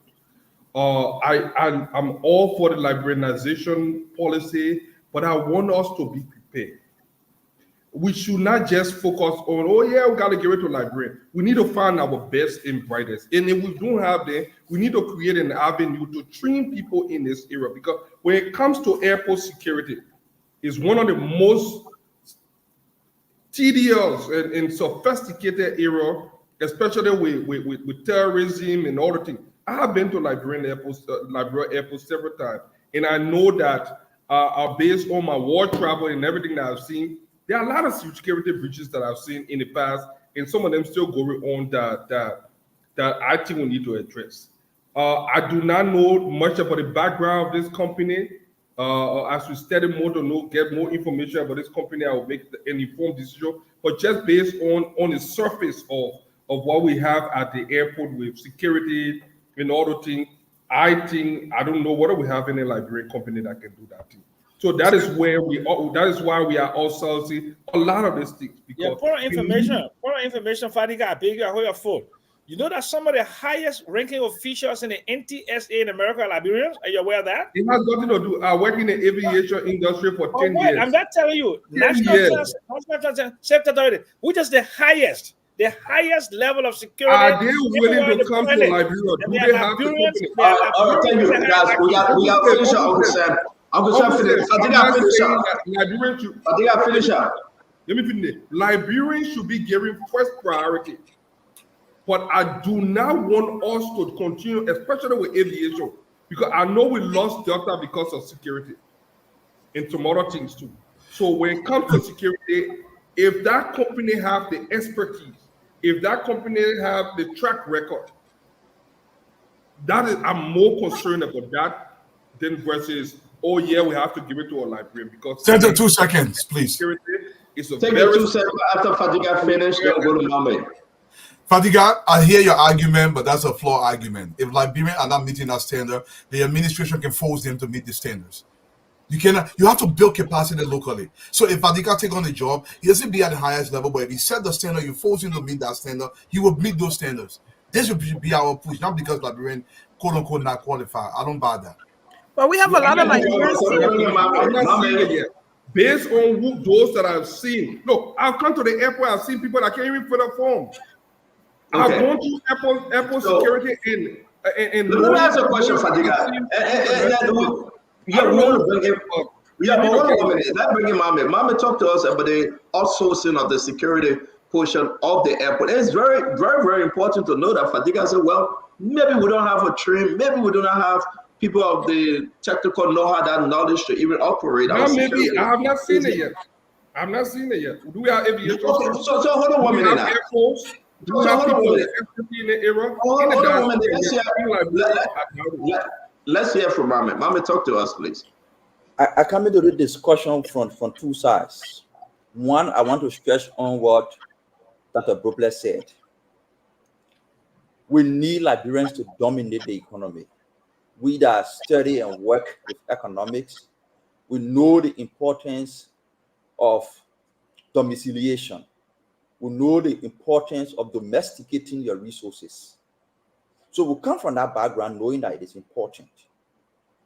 Because SPOON is a very influential network, we don't want to start to send a message like Liberia is a xenophobic country to foreign partners. So I want to speak in our context. We are a country open for business. Our president will go out, say Liberia is open for investment. Liberia is open for business. When we're calculating how we make progress, because we lack domestic resources, sometimes our credit portfolio, our credit interest rate very high. To access domestic capital is difficult. Most of the businesses also see reason to come in that they access capital at a lower interest rate and come and invest. So we say we're open for business. We don't want to put a message where we are open for business, but at the same time, we're putting all a xenophobic attitude that anybody that is not Liberian is not qualified to do a business. I don't want us to point that message. I don't think that's the but issue. At this point, didn't change, Glendy.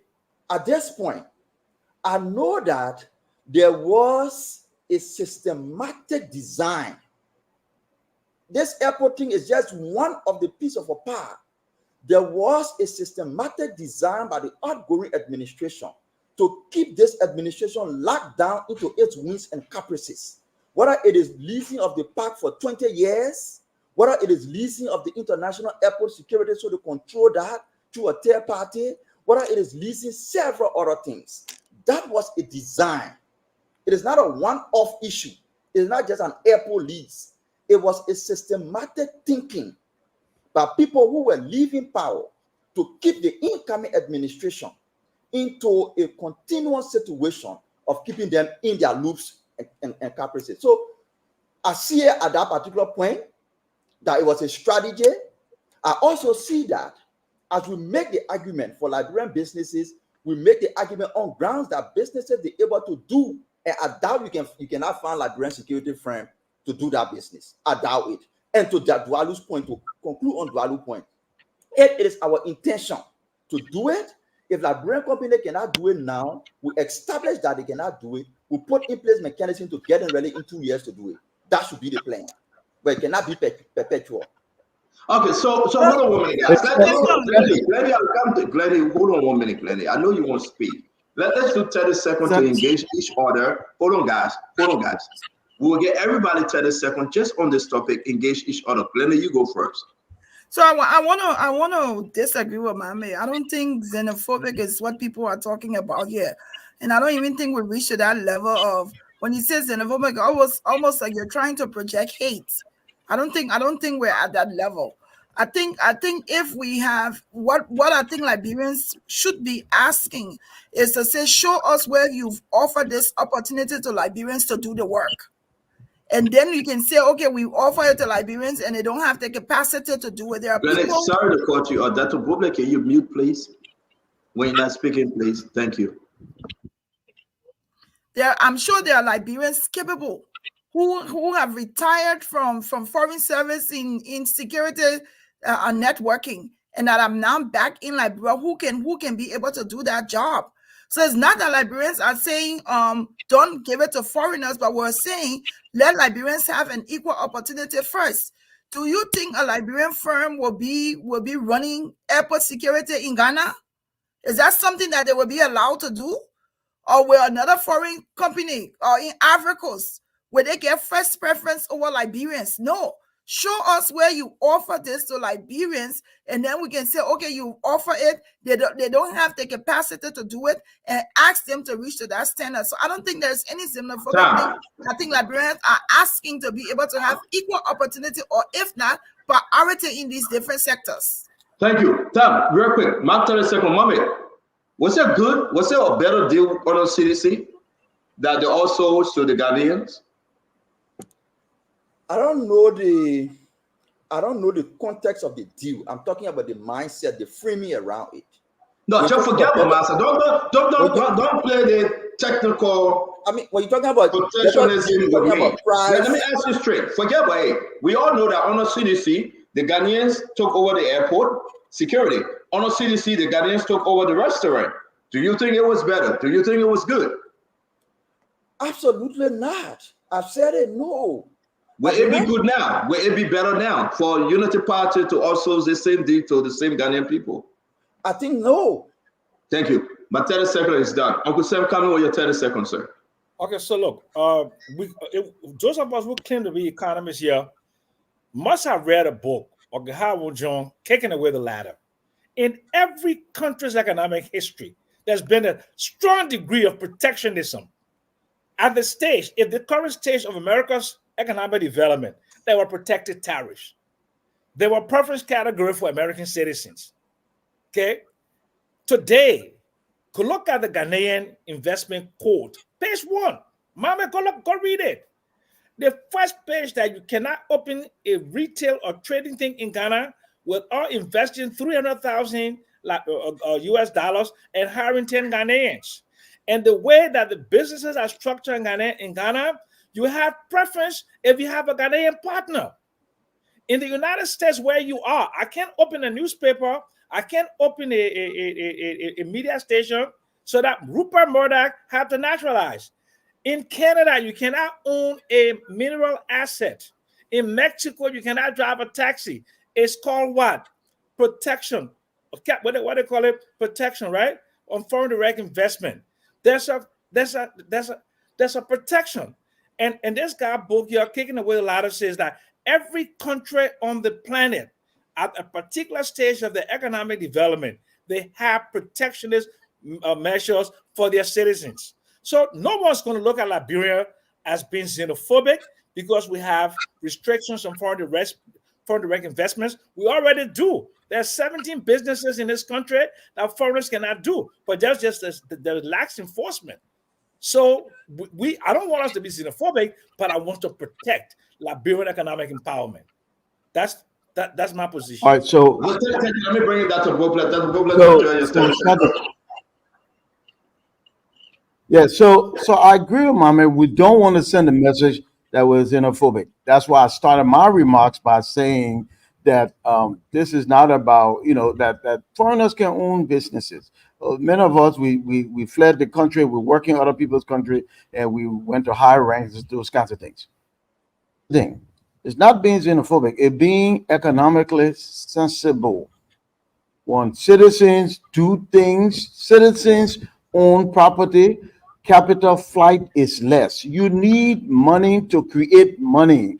So you minimize the chances of capital flight, and then the local economy develops better. Second, you want to grow the capacity of your own people. Remember, our gross domestic product is the value of all of the goods and services produced in the country. So you want Liberians to be able to own things, manage things, run things. Okay.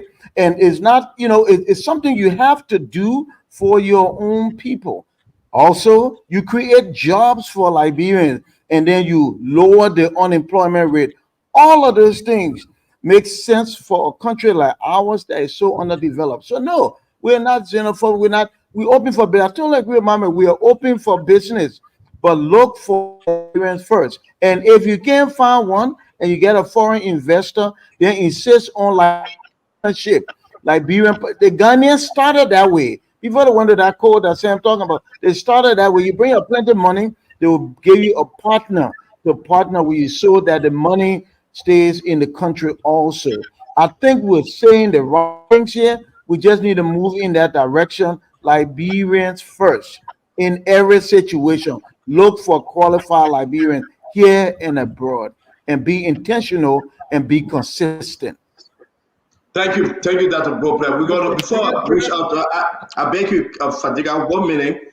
You and Duarte will come in. Let me show what Uncle Sam was speaking to. The Ghanaian Current Investment Code (PNDC) laws.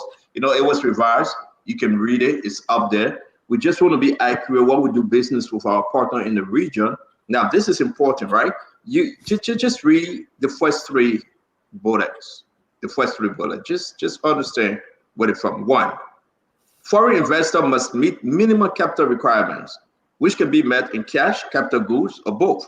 These requirements are: one, joint venture with a Ghanaian partner, US 200,000 for the partner with at least 10% share. Two, holding foreign-owned companies, US 500,000. Three, general trading companies, US $1 million for a minimum of 20 skilled Ghanaians. So this is it. This is it. So what you want to say, this is it. We are right there. Are we doing the same thing now for our own country? Mr. Duarte, talk to me before we go to Fadiga. I'm a real economist, Mame, and I fake economist. Yeah, Uncle Sam, let me come in. Let me come in. I just messing with my man. I know, Uncle Sam. Look, messing with my man. Our national security risk cannot be likened to xenophobia. Let me rephrase it. Thank you. If you're in Minnesota and North Dakota is a state next to Minnesota, if somebody in Minnesota can do a job, the people in Minnesota will not let North Dakota have it, even though they belong to the same country. The issue of protectionism is almost every society. If you think about it, if you read the book on protectionism, people don't even see it as a bad thing. The Chinese do it today. For instance, if you want to import cars into China and the Chinese are producing cars, they're going to put higher tariff on your car. Doesn't mean they hate your car, they just want people to buy locally. What we are saying here is the Liberians have to be able to up their skills. And one of the ways they can up their skills is to be given an opportunity to be able to up that skill. Now, I'm going to say this thing, I'm going to give it to you. Stenton doesn't know anything about security. Stenton have an idea on how he can become the security operational person for the airport. Stenton, we can give you the contract provider. You bring in Asido, who's an expert in security, and Glenn is an expert in security, and we build capacity that way. We cannot continue to push this narrative like Liberians are not qualified. This is not true. Look, I don't know one field now in the world that Liberian, they don't have people in it. Find them. Because if you can transfer that expertise into Babulu Kante, there is a higher degree of probability that it's going to stay in Liberia. This is my push. Nationalism is not xenophobia. It is a way every society has grown. Stenton. Thank you very much. Go ahead. Talk to me, Brother Fadiga. So I agree with everything. I think we are saying the same thing from different angles. A further probe into this shows that SAA or whatever, the Ghanaian company, is actually in partnership with a Liberian company. SIGA, owned by Momo Cyrus, Senator Momo Cyrus. I think they have 10% share. I know SIGA was the first person coming in. I follow them. They seem to be very organized. They are NASCAR. There are a couple of places they have more cars and something. But here's my thing. I'm not saying, I know, I work in aviation for 10 years. I know a lot of Liberians that have worked in aviation that are very competent. Do they have the company on the ground? Are they planning on coming home? Dr. Bobby, can you please mute when you come on, please? Yes. There are a lot of things we need to take into consideration, especially with the time that we are living with airport security and aviation security. Guinea, if you go to Guinea Conakry, a lot of before you even get in the plane, most of the guys that are there are all French national or Moroccan. The security of the plane. For me, when I get on a plane, I'd rather you take me upside down because I'd rather be safe than someone inconveniencing me. So when it comes to aviation security, there are a lot of things to take into consideration. So yes, while we ensure that we want Liberian company, we do not just want to give things to a company because they are from Liberia. We want people that will be able to do the work. But I did verify that Sega Security, owned by Momo Cyrus, is partnering with that company with 10%. Here is my problem. How did they get the award? That no objection contract, I have serious problem with it. It seemed like the same thing that Mami was saying with the few that there was some favoritism when it comes to the Thank you. I'm not sure of how it was. We'll come to that. We'll come to that because it's important. I'm trying to take away the Momo Cyrus for us to talk about. Let's establish this first. But I know that Momo Cyrus company was involved. The reason why it's not coming up for Diga, you know, Momo Cyrus is a senator of Lofa County, and somebody was trying to bury that story. So I wanted to break it up. But it's a public record. Why would someone want to bury it? No. So again, you understand. You understand your legitimate concern. How did they award a contract? How was it awarded? Number one. Number two, why would Momo Cyrus company be favored? Number three, every other thing coming in favor. Let me finish. I'm not talking to you alone. Follow your horses, please. My issue is that the name Momo Cyrus is more to the Momo Cyrus involvement or his company involvement, Glendy. It's just that Momo Cyrus company joined for 10%. No, I had that information. But I wanted to give you guys a 30 seconds to make your case, and we're going to go there. It's true. Momo Cyrus security firm is involved with so many different companies in the country. So let's hear from Asido. Asido, talk to us. My 30 seconds. Yeah. You're welcome to you. I beg you, that Asido come in, please. Yeah, thank you. The man that defended the yellow machine deal is the one talking about processes and other things. But hi to everyone. It's always good to be back here. I know I was listening to the conversation before coming in.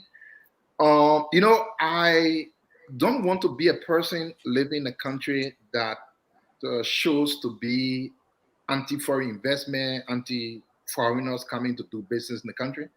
I believe once your business is legally registered in the country, it should have the right also to, expand, do businesses, it should have opportunities. But here's my take. As a person, I believe that the first and foremost side of any government is to cater and take care of its citizens first. I will never believe that a country putting the rights of its citizens before any other is equal to any hate, is equal to any discrimination, is equal to any fear. I think it is doing the right thing for your people. Now, you were talking about the deals at the port. Frankly, in me, before an opportunity goes out of the hands of Liberia, I would really want to see no single Liberian being capable of performing that duty or task before it is gone out, including business and whatever. But again, listen to Uncle Sam, and he's the only person that I think I want to agree with very fully. Why it is true Liberia cannot be isolated from the rest of the world. Businesses are done across the board. Here in America, companies for other countries have shares and have businesses at airports. You want to develop policies at least that will always have Liberians hand or foot in any business that happens. Sometimes you just pull up something from Ghana where it said at least a 10% share owned by a Ghanaian into a company with 200,000 worth can. We can follow those, not exactly that, but similar path. So in me, I'm not totally against foreign businesses, but I want countries, businesses to be preferred, at least giving some leverage. Before I end quickly, it's just the same thing with goods being imported. The reason why, they put taxes, input duties, input tax on goods being imported, though they have other economic reasons. But one of the other reasons is that so that the goods coming in the country can have a fair playing field with goods in the country. If you have someone producing rice in the country and you have someone importing rice, government wants to balance the competition so that the people can basically prefer the in-country rice that will be a little lower, of course, because of certain duties and tax not actually being attached to it than the ones coming in. So I would prefer a Liberian-owned business first, and then we can go next. Asido, thank you very much. We're going to go to Mami for his 30 seconds. And folks, we got to stick on the story just a little bit more. I will give you information concerning SIGA and the Ghanaian company. What my brother Fadiga said, thank you for bringing up Fadiga, but I think you were in error with some of the information. Okay, it was so deep behind the door. Mambo Cyrus and your whole security firm, now you brought it up. We're going to go into Mambo Cyrus, dealing and willing as a sitting senator, what he's doing actually to the country. And how he got involved with the Ghanaian company. We got a whole story and we know it all. But let me also say, why Ghana? Why everything? The Fadiga said, well, we should be careful. No, I will not be careful. My people in Liberia are suffering. You tell them to be careful. A lot of Liberians, home and abroad, they are trained. They're ready to take this thing hands on. If they need more training, the government should send them like Dualu said. Let me say this. Look at our passport situation. It was Ghanaians. Papa, I think that's the company name. The passport situation, they gave everything to Ghanaians. And we start seeing diplomatic passport all around the world. What is going on with us? That's not a change we asked for. Mama, talk to us on this issue. Talk to us, Mama.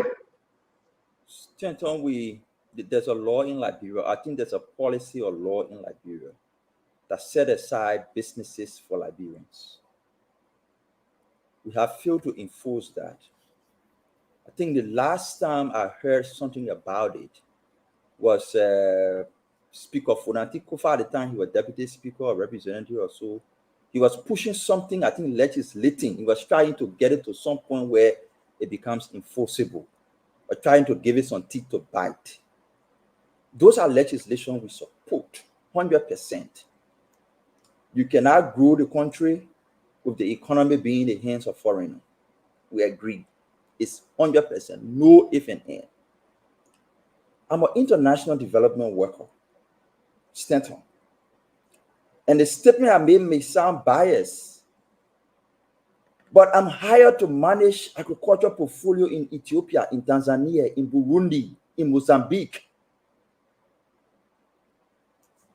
Are people in those countries not qualified like me? But hold on, mama. You nobody's stupid yet. Do you have company in Mozambique? Coming. Wait for me. No. Hey, That's going all to for me. Do you have company in Angola? No. Yeah. Or No, Rwanda? you are talking about countries settling in the country, and then you want to say, "Mama, you do an international job with the UN or UC or something." It's quite different, Mama. Big difference. Say that to my financial buy, Mama. You cannot make that comparison.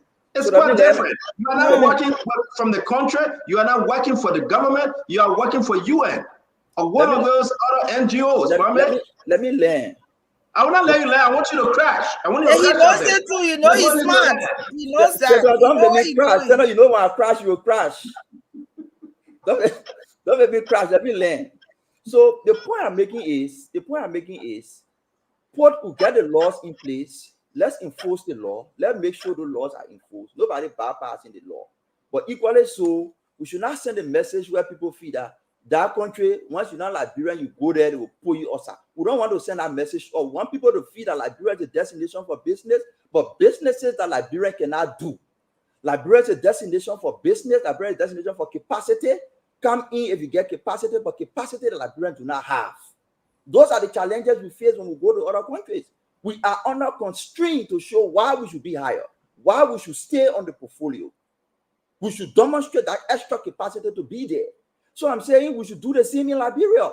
When people are coming, when they come in to open businesses, when they come in for jobs, let's ensure that we uphold those laws. The law that Funantikova was pushing, let those laws be there to enforce. But to just make blanket statement that, oh, there's a Liberian in America, he retired from security. He's one of the. Does he have a business? Because he retired from CIA, meaning he able to manage the port. Does he have a business to do so? Thank you. Ladies and gentlemen, let me say this. It's very important. Yes, ma'am. I want to ask who's the security firm now that guy say American Embassy in Liberia? It's a Liberian firm. We will come to it, sister. You are pushing with a lot of good things. Not really. But let me say this, guys. We shouldn't change the topic. I beg you, Augustin. Let me say this very quick. And again, we will hold on, guys. We'll go ahead to talk about Momo Cyrus security engagement with NASCA, Momo Cyrus security engagement at the port, Momo Cyrus security engagement with all these different companies that he's bringing in a lot of money. It's a conflict of interest. It's a pay to play. We got to jump into this because Momo Cyrus brother Fadika brought his name up. Sometimes I would just wanted us to wait, but he brought the name up. But let me say this. It's also important, Duadu. Do you know that Ghanaians right now have the whole company at the foreign ministry printing passport? The same bulk people. Do you know that they have taken all this thing from Liberians? So Liberian are second, third, fourth class citizens in our own country. Liberians are not capable. We are not well learned. We are stupid. We are dummy. The thing that we beat, Joe, we are on though. We said, no. Don't empower our people. Bring somebody from outside. They will do it for us. We beat on Bassonga family. We beat on Joe. We beat on Dimas Kamaya. But we are doing the same thing on a Sarah Bessler Yanti. I mean, Sarah Bessler Yanti and Darius DeLong flew to sign a contract with Bob Price. They went out of the country. They flew. They signed a contract with Bob Price. And guess what? Darius DeLong taught his wives to keep the Ghanaian company and said there is no company better to do our passport. The same thing is happening with another senator, Momo Cyrus. Let's try to end this and let's end this conversation. Duadu, go ahead.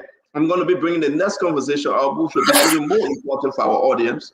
Let's talk Liberia. Stanton, we are all practically saying the same thing. We need to stress this. I want people to understand this. So I can talk fast. I will be very slow. Liberians don't have to be rocket scientists. But we have something that involve rocket science. Liberian must be part of that so there can be a transfer of knowledge. If the Ghanaians come to our country, they cannot overtake everything and become the total management of that operation. We have to spearhead this operation because this is our country. Here's the thing. The Ghanaians are literally deporting us out of their country. I'm not saying this to stop this and that, but they want absolute control, and we should have absolute control of everything in Liberia. Bar none. I'm not leaving nothing or absolute control. Look, security job is not a complication. If the government sets certain standards, and my brother Fadiga and I have a security firm, We have to meet that standard, or we let go. Let Asa Jackson and better Dr. Brober take it over their security firm.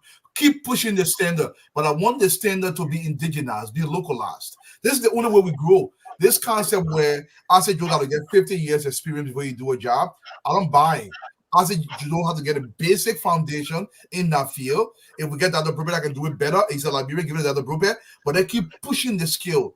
And stop this thing about let's bring foreigners in the country. We're gonna school that different school to went to. Thank you. We're gonna go to the phone now. Let's ask the Liberian people. It's your turn to be part of the show, my fellow Liberian. We're gonna use this time to take few questions. If you guys want to get your bottle of water before we move to the Chinese guy, before we move, let's get the information.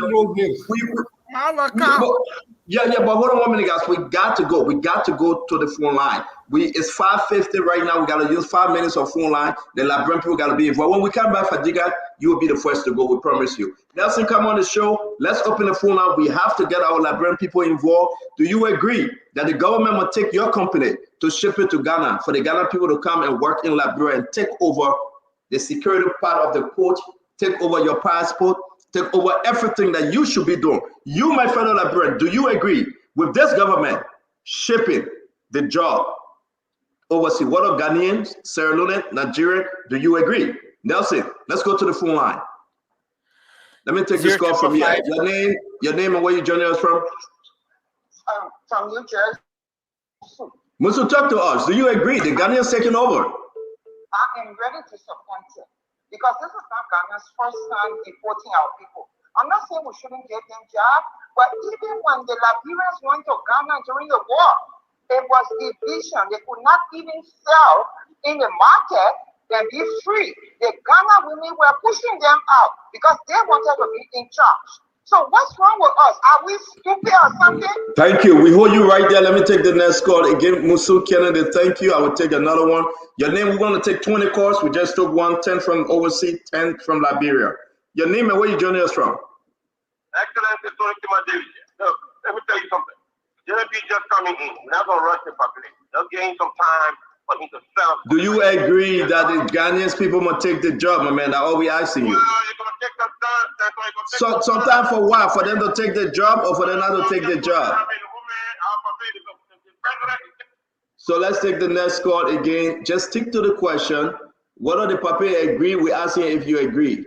Hello, your name and where you joining us from? This is Joseph Bird from Minnesota. Talk to us, brother. Yeah, I'm enjoying the show, Stanton. I'm just, a little surprised because the very same thing I saw Fadiga so vehemently critique George Weah government on, are the very same thing he's defending today under the Boycott government. We're talking about empowering Liberians. Government has two responsibilities. Real quick, my brother, real quick. To defend the integrity of the state and to empower your people.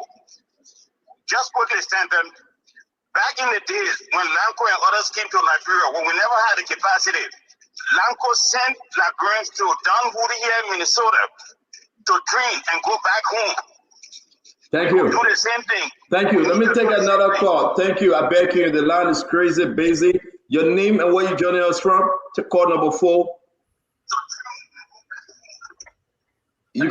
Listen to the phone, my friend, please. Listen to the phone, please. Your name and where you joining us from? Hello, CEO. Hello, CEO. My name is Lawrence Cooper. I'm joining you from Philadelphia.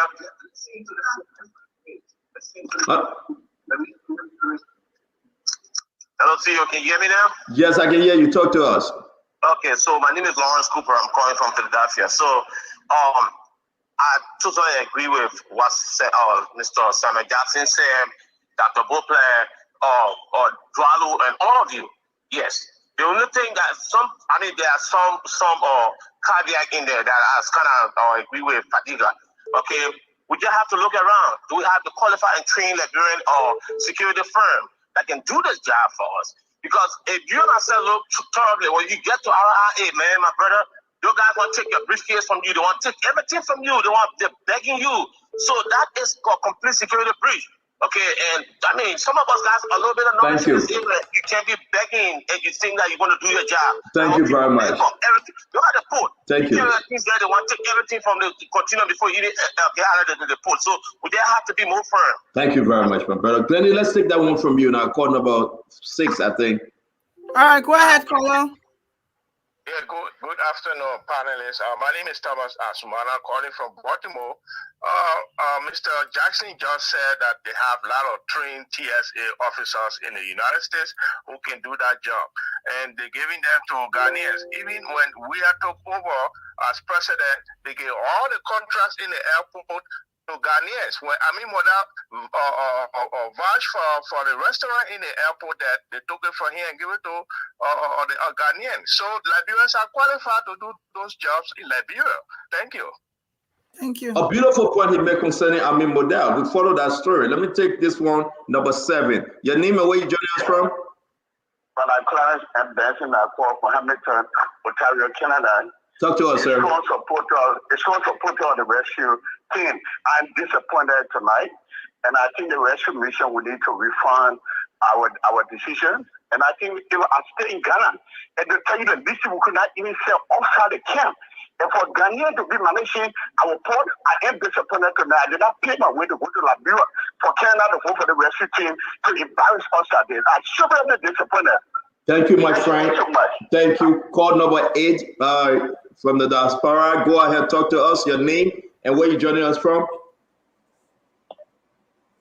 Your name and where you joining us from? All right, we'll come back to you. Your name and where you joining us from, please. I'm Kofa Wule, calling from Dallas, Texas. Talk to us, Mr. Wule.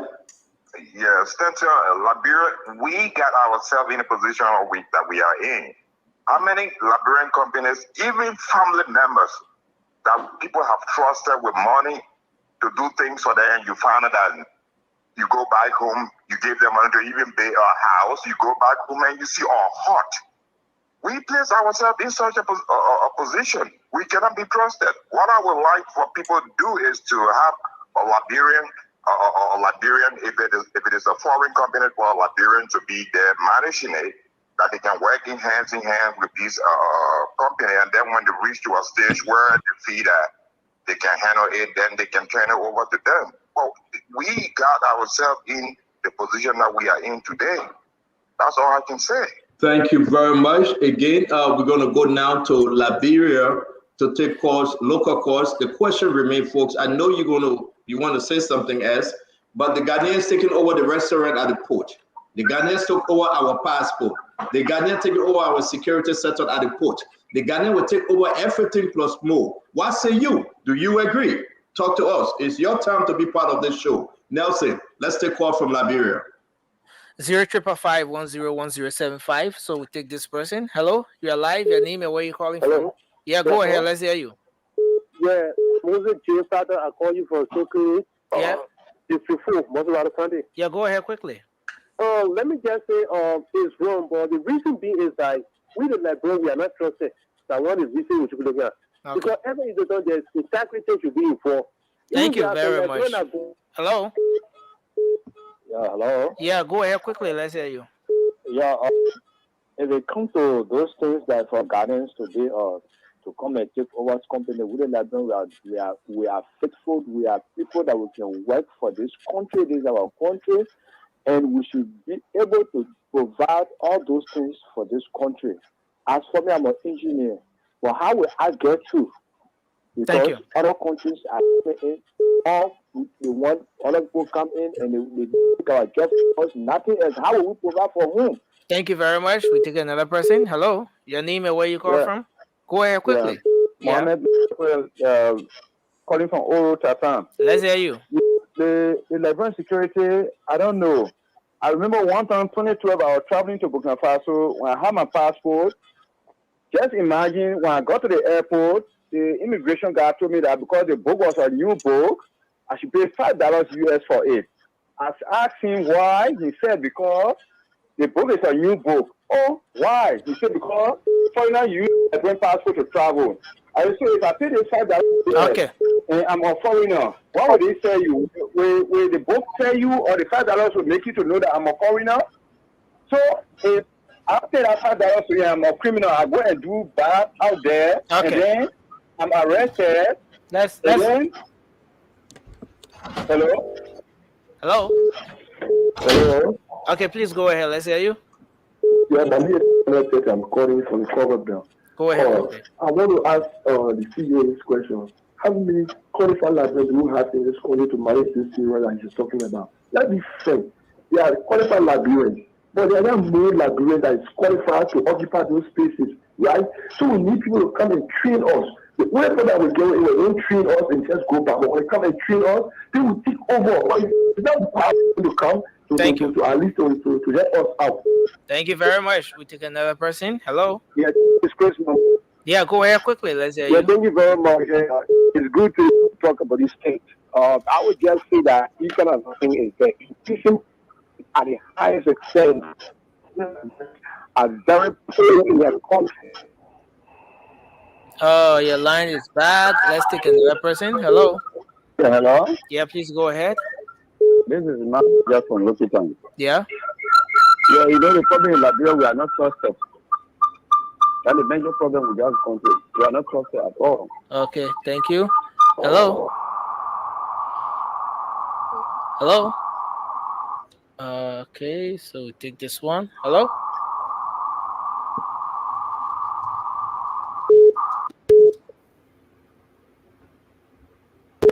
Okay. Hello. Yeah, your name and where you call from? I'm calling from community. Okay, please be audible. Go ahead. Yeah, my brother, I thank you. I've been calling in land. Like, we are slaves. We are real slaves. No, go to Redemption Hospital now where they're building. The people took all the Arab people from Syria. Go there, my brother, go there and see the Liberian. Even they putting Liberian then down. Go to Syria. They took Syria people and bring them, even they do picking. Then they put in Liberian making $5. They paying their way out of that $5, that $8, they paying their way. So brother, we are slaves. Thank you. We are slaves. Let end on that note, Nelson. Let end on that note. Thank you very much. Let end on that note. It's very important. I'm going to go to my brother Dualu. Dualu, the man said we are slaves. That's painful, Dualu. The other gentleman said, train us. We want to work. We wanted to work. Train us. Yeah.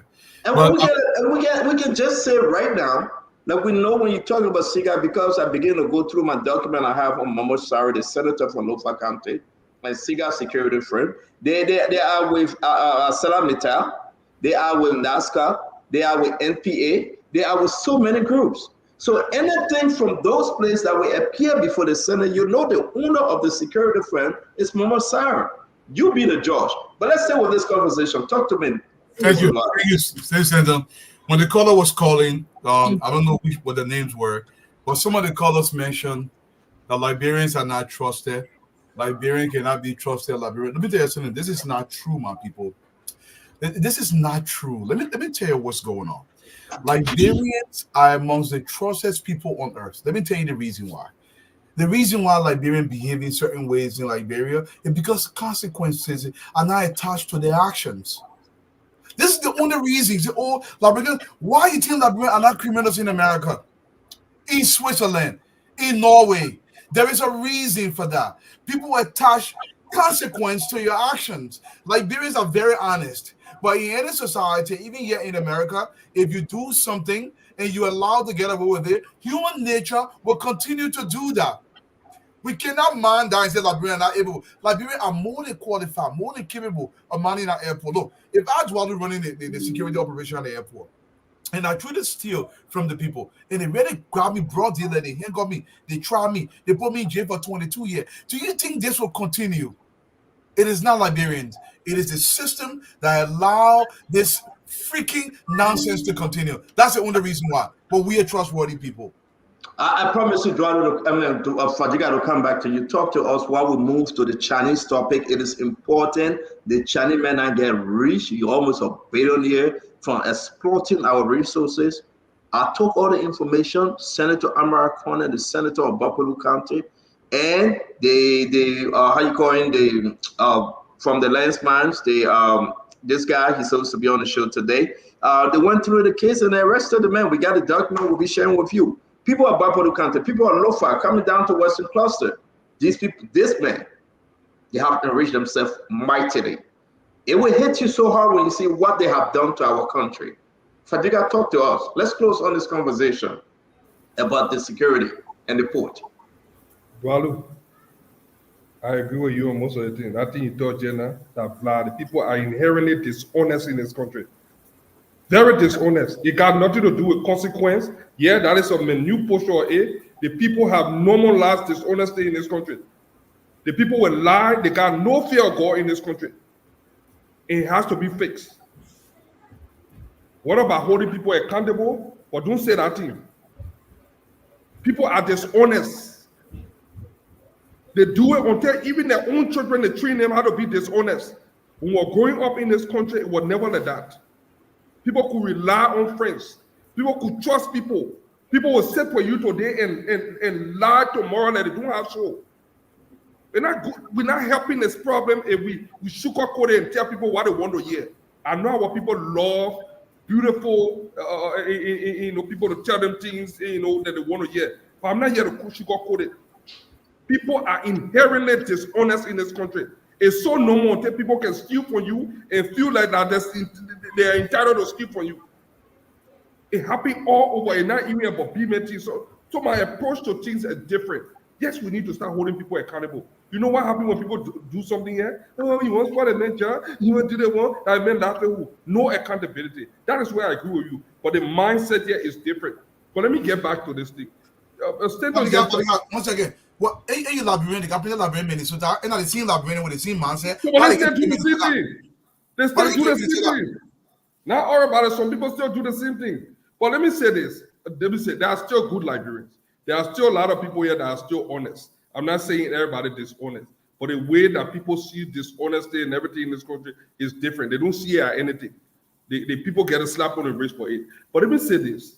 Momo Saras, you just mentioned Senator Momo Saras. This man had a security firm way before he became senator. I don't see the reason why. We were talking about Momo Saras. It's a bad conversation. Don't be squeezing it like this. Go slow. Let me say this. We talk about Liberianization. Yeah, it's a Liberian. Well, I wish you would have had 100% or 50% of that company. He got 10%. Yeah, for whatever reason they're denying, or we can look at that later. But then you want to beat on here again with conflict of interest. You see where we are heading? Yeah, it's a Liberian. The owner, look, this man's security firm. If of all the security firms I've seen, they are organized. So Fadiga, we got to move on. We are not going to talk about Momo Saras right now. You brought it up. That's why we went into it. Momo Saras. Yeah. Fadiga, when you were speaking, you brought it up. Fadiga, hold on 1 minute. Hold on. Fadiga, hold on 1 minute. I beg you. Hold on, please. Calm down. We cannot leave from one conversation to go to another conversation. We got an outline. We got a conversation. Okay, no, because I don't want you to miss the Momo Saras conversation with this one we're doing. Well, you mentioned no. You brought Momo Saras up. You name him. That's why we are spoken about him. No. Fadiga, don't say no. Fadiga, don't say no. You brought Momo Saras conversation up before we jump into it. You brought his name. I did it. So let's just pause it for a minute. Let me close with this. You were finished. Let me just say something. You know, Senator, when I'm speaking and you cut me off, you make me lose my train of thought. Yeah. I caught you off because I don't want us to shit.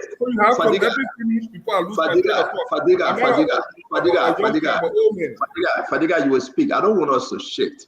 Okay? Leave the Momo Saras story. Let me finish my sentence. Or else I will lose my train of thought. I want you to lose your train of thought. You don't have one. So go ahead. Yeah. Well, just pause for a minute, my man. I beg you. Let's stick on the talking point. I beg you, please. You can continue. If you bring Momo Saras story, it's a big story. I got a whole document here on Momo Saras law security stuff. So I don't want you to get us into it. Then we'll leave our conversation. But you may proceed, please. Uninterrupted. Let me say this: when it comes to security, we should not just rely on gotta give it to Liberia. Airport security is a very serious problem. Since 9/11, most countries, even airlines, have employed private security for the security of the airline. If you go to Conakry, you go to Senegal, you go to most of the other countries, Air France, that is popular around the thing, they bring their own national. Even after going through the regular security, they come to the airport to scrutinize it because you know what? A lot of time, people, if you still have people getting bribed for small things, 1 million people can bribe them to put some bomb on the plane. People can do something. I've gone through something. I've seen something that I don't want to say because of national security concern that I've seen at our airport that I cringe. So we have to be very mindful. We have to go bit in pieces. This country is brain drained. There are a lot of errors, even though we can give it to Liberian, but those experts out of the country, are they coming in? No. Do they have firm on the ground? No. So at the moment, what do we have? Look at the track record of this company. Look at what they have done in the past. I don't care whether it's Ghanaian, Senegalese, Americans or something. I'd rather our airport and security is safe and sound than worry about something. Now, there are places that we can put Liberians, we can train Liberians, invite Liberians in before we even carry on this thing. By the time they were finishing our airport, call some Liberian security experts and say, you know what, with this thing going to be opening, can you guys put yourself together and come and see if you can build and take care of your airport? We could do that. And that way we give Liberian in the right Liberian, those that are competent enough, not just people that will just go. Thank you, Fatiga. Thank you. Lives are rigged. Thank you. Fatiga, this company we're talking about, I'm going to squeeze you with one last question, then we'll move on. This company we're talking about, the bandits in Joe town. You said you were in the country. It's bad. The arrangement is bad. The security is bad. So what are you talking about? It was the same company that have been controlling this. Hold on, I'm feeling. Hold on, please. Hold on, pause. You said you don't like the way in which people do the bag handling. You don't like the way in which people do the security. You want to be safe. But that's the same company they're going to roll over to this government. So, so what are you saying? You're speaking two sides of your mouth, Fadiga. No, let me say this. And I know a lot of people have problem understanding some of those things. I'm not against Liberian getting contract. This company, I do not even agree with this company because the procurement process looks suspicious. So I'm not going to rely. Look, there are so many things. One of the things I know that I disagree with, the gift shop, it should be owned by Liberian 100%. The VIP should be owned by Liberian 100%. These are errors.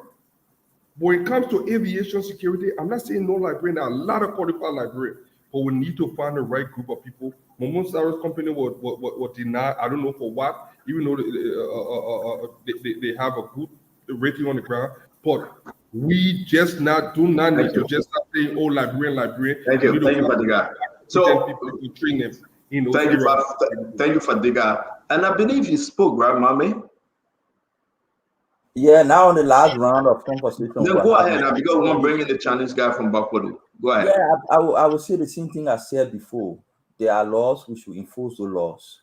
One thing we miss is we must acknowledge that we are a poor country. We got capacity issues.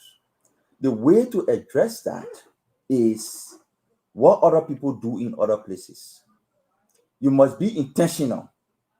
Say, for example, airport security. If you realize that there are international standards that your firm must meet to be able to provide airport security to attract the type of flights you need, and you don't have a local firm to do it, you say in the next 2 years, the goal of this administration is to have 2 or 3 Liberian firms to meet that benchmark.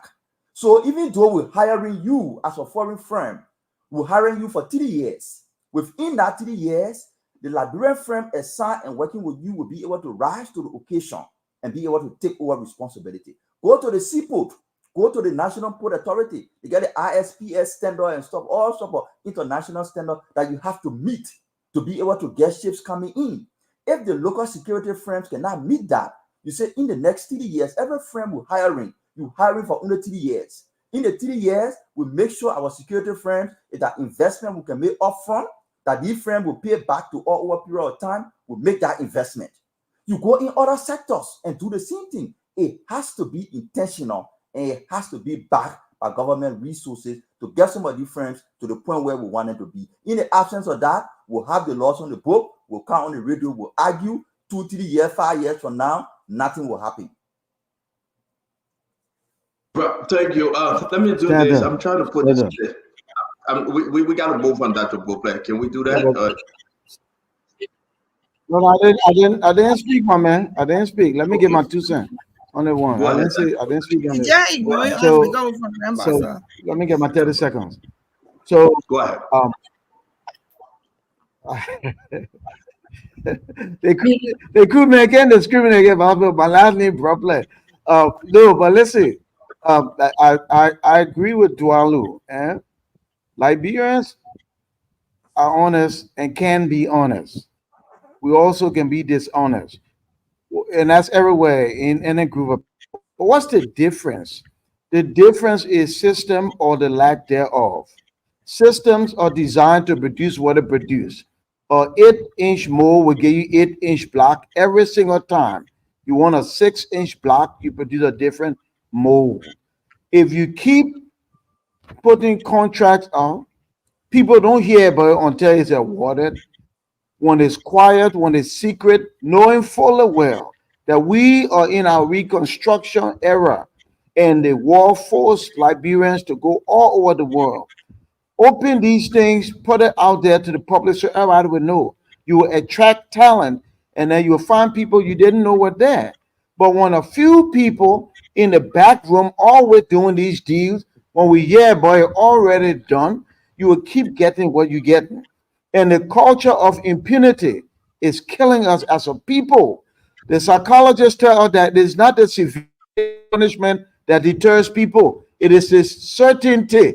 If people know that when you do A, there will be B, they will govern themselves. Liberians work all around the world. We work in different people country and we produce, and we don't do all the yama stuff we do here in Liberia. But that's because we tolerate it in Liberia. So Liberians can be honest. So this just blanket on dismissal of Liberians because Liberian people now. No. Liberian people can be honest, but we as leaders must create a better system for people to operate in and to function better. No more excuses. Liberians first. That's the way forward. Liberians first. And the government must be consistently intentional to make Liberians first. To close on this, folks, I want to say thank you. We'll monitor the story. We'll go through and see exactly what the government position will be. Will they keep the SASI company? Will they keep the company because Mamo Sarah's company is joined to it? And the pay-to-play operation by Mamo Sarah, if it is true that his security firm, Johnny Wasara Mittal, NASCO, NPA, and all the other things going on in Liberia, we have the document. We'll be discussing it in the near future. This is your Spoon Talk. This is your Spoon Talk where you will participate and join the conversation. Now, folks, we as panelists, if you are not on the show or you're not interested in the topic, please remove yourself to give others a chance to come on. In the back, we have Fatima, we have Paul Kennedy, we have Isidore, and we have El Rami Gray. They cannot come up because we have up to 10. I'm still saying some people stay here, but they are in the back. Please help us to bring our other panelists on to contribute. So while we are here, let me finish. First come, first serve. That's our motto. If you come on, you will continue the show. But if you think the topic is not interested to you, you are not interested in the topic, please just go in the back. When the person told you can come back on. Okay, let's move on to the Chani guy. Who's this Chani guy? Who is he? I want to bring in the guy from Bapadu Mami. I want you to lay this story out. We got documents that we share with senators. What happened? Why? He was arrested just recently. But all this other time, this man making millions of dollars. The man is the richest Chinese man I've ever left his country to come to Liberia. I am not making up any story. I want you to see, I want you to believe, and I want you to understand. This guy, this gentleman,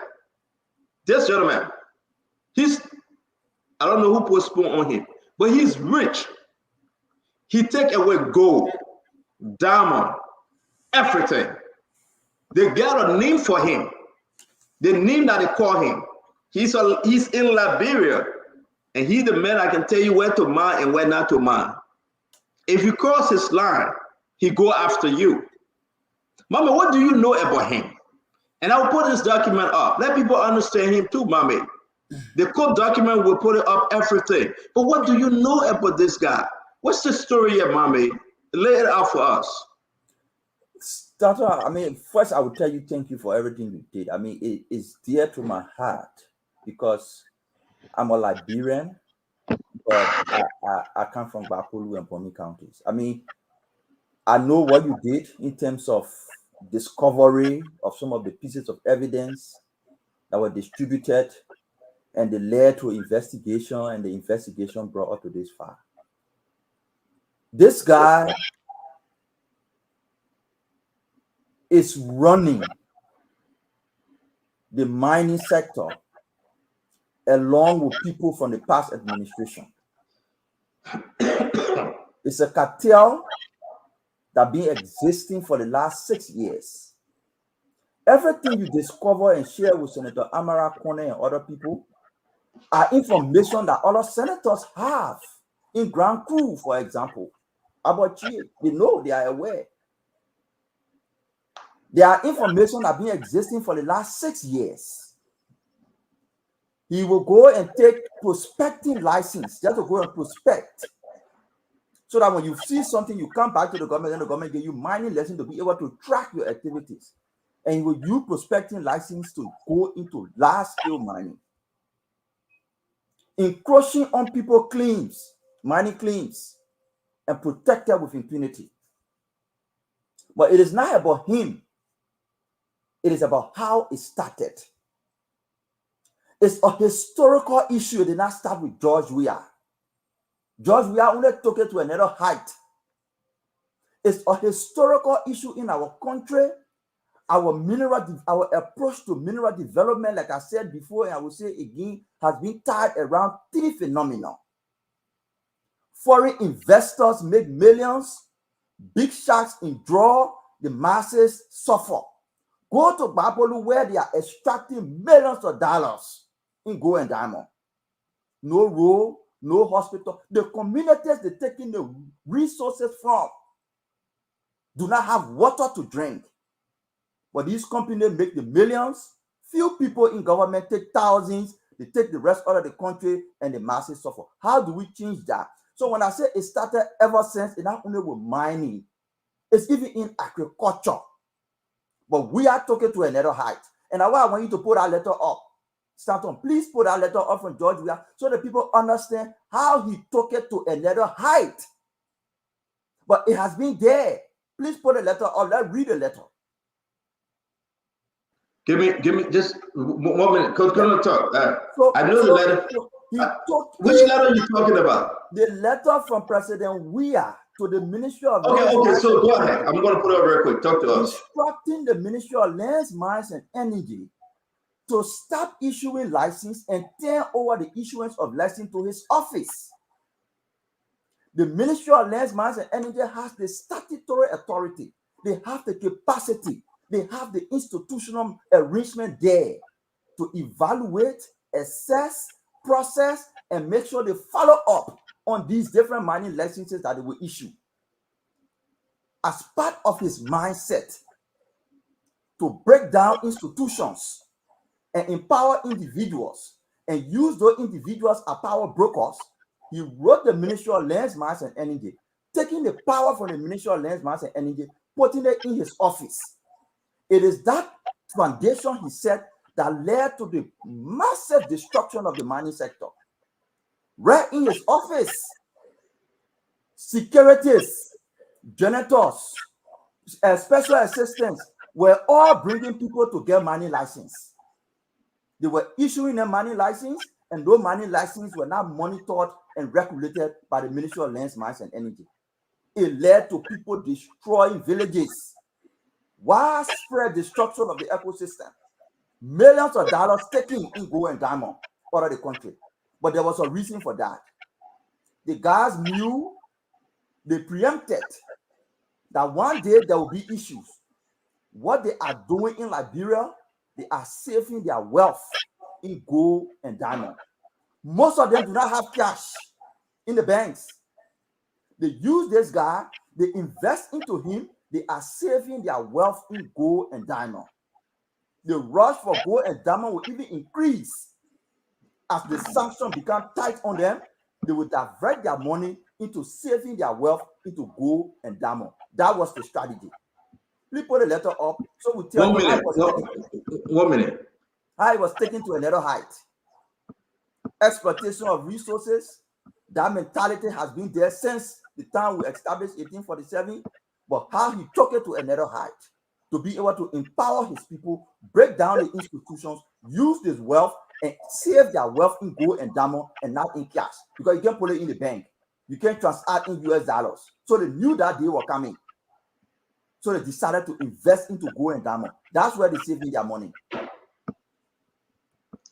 All right, so here's your letter, Mame, and the letter comes in 4 parts. When Mame going again? I'm here. All right, so guys, again, very important. Please take a picture of this thing. We ran with this story before, but we're going to do it again. 1, the letter. Let me start from the beginning. There you go. Mame, talk to us. Let me read a letter from the public. Simple. No, go back to the first one. The first letter. Okay. Yes. This is in May 7, 2018. To the Minister of Lands, Mines, and Energy. Written by Nathaniel McGill.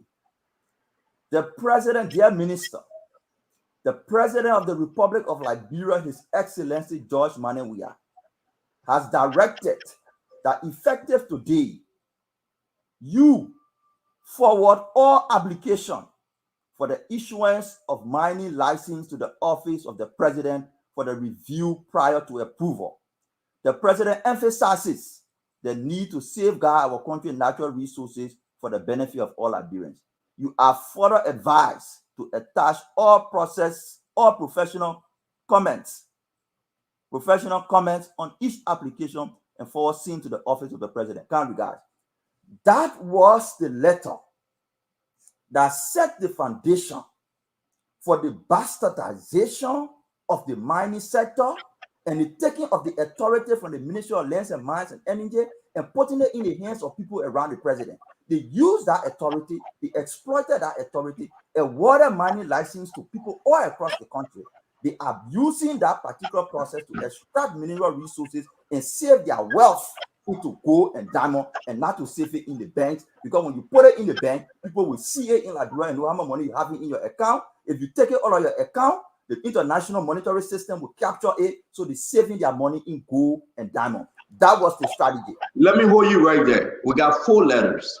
We got a reply from the executive mansion. We got other letters. We got the current letters from William Pay, the now minister. So let me hold you right there. Your take on this thing, Mr. Duadu, whether it's a letter or whether it's a Chinese guy, the guy is so rich. His connection from Nimba to Bapolu to Morovia, all over. Clearly, the man get connection. People doubt whether he will even go to jail. Talk to me, Mr. Duadu. Look, Armstrong Jabba wrote something underneath here, and I want to say this. The reason why most of the foreigners are giving these contracts, because sitting government officials use these foreigners so they can get kickbacks. They realize they cannot get the kickbacks from Liberia. They will come with the argument that Liberians are not qualified. I'm going to say this. Only Sam will know this way more than I do. There was a company that came to Liberia called El Nito. They became was a scrap metal dealer. They beginning I've met him personally. He didn't have 5 cents in your hand. You're looking for OOR and all around Liberia. The Indian came to Liberia, cajole the sister, bribe a few people, we gave him Wologisi. I went to London, flipping, made over $90 million. We have sitting senators in Liberia saying the man can pay tax in Liberia because the man he flipped it in London, even though the two were in Liberia. $90 million. We are making foreigners millionaires, and Kekuna, they're not millionaire in Liberia. Fofana, they're not millionaire. Flomo, they're not millionaire. These guys will take the money out of the country. Look, I don't blame this Chinese guy one bit. I blame us. We take an entire country, we give it to a man that has no stake in that country. The man will dead it everywhere he can, because he when he finish, he will get on a plane and go back. So you don't blame that man, you blame us. Look, I mean, I don't want to talk too much. That's somebody else come on the show. Because that thing again made me very overblown. Yeah, but we got three people that just not on, but they are holding the space. If Dr. Francine can leave and Azedo, if he's not coming back, then we can bring in the rest of the guys. But hang with us, Duadu. Don't you leave here. I'm trying to reach out to them. Let me go to you, Uncle Sam. You hear what's happening? This Chinese guy. But the argument that my man is making, I want to hear you. And the Liberian people want to hear you, Uncle Sam. Well, listen to me. I mean, I had to be vulgar, but we're very stupid people. And this stupidity didn't start post-war. It started from the founding of this country. The trading economy, when Pedro de Central came here in the 15th century, when they started to take all away, all of those things that we have value of, and they gave our people looking glass, and they gave the people our beads. That was the beginning. At the founding of the country, we began as shipbuilders and what, but by the 1880s, we were not in charge of anything anymore. The Dutch controlled the trading economy, Wadman and Company. There was no national bank. That's why we should keep our money. Then we allow an American company, Firestone, to come and take over 1 million acres at 6 cents per acre. The entire people that used to make rice farm, we grabbed them, we corralled them, we put them on Firestone. That's how we started to bring in Pusawa. Pusawa is not grown in Liberia. Liberia was self-sufficient in rice production until 1927. Firestone came and took all the able-bodied men, tens of thousands of them, and put them into the farm. Then when the Tubman man came, the open door policy, he started to bring in all the big mining companies, Lansdale Christie, LMC, Lamco, with the Lamco, the Swedish American company, Bong Mines, NIOC, all of that. They don't keep the millions, the billions that they have made in the mining industry. They don't keep it in the banks here because we don't ask them for something called export proceeds surrender. The hundreds of millions that B Mountain making in this country every year, they are under no obligation to bring some of that money back to put it into the banks so the banks can lend it out, so we can do mortgage financing, so we can do automobile financing, so we can do construction financing. None of that. We are just a bunch of stupid people. Now the new people who come in now are the Chinese. The Chinese. Before 1978, China was poorer than Liberia. Thank you. Poorer than Liberia.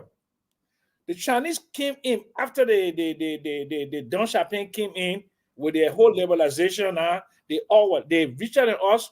We allowed them to come here. They got Bao Chico. They got Bao Chico now. They want doing in Babalu there with Mami. Listen to me, $500 million investment.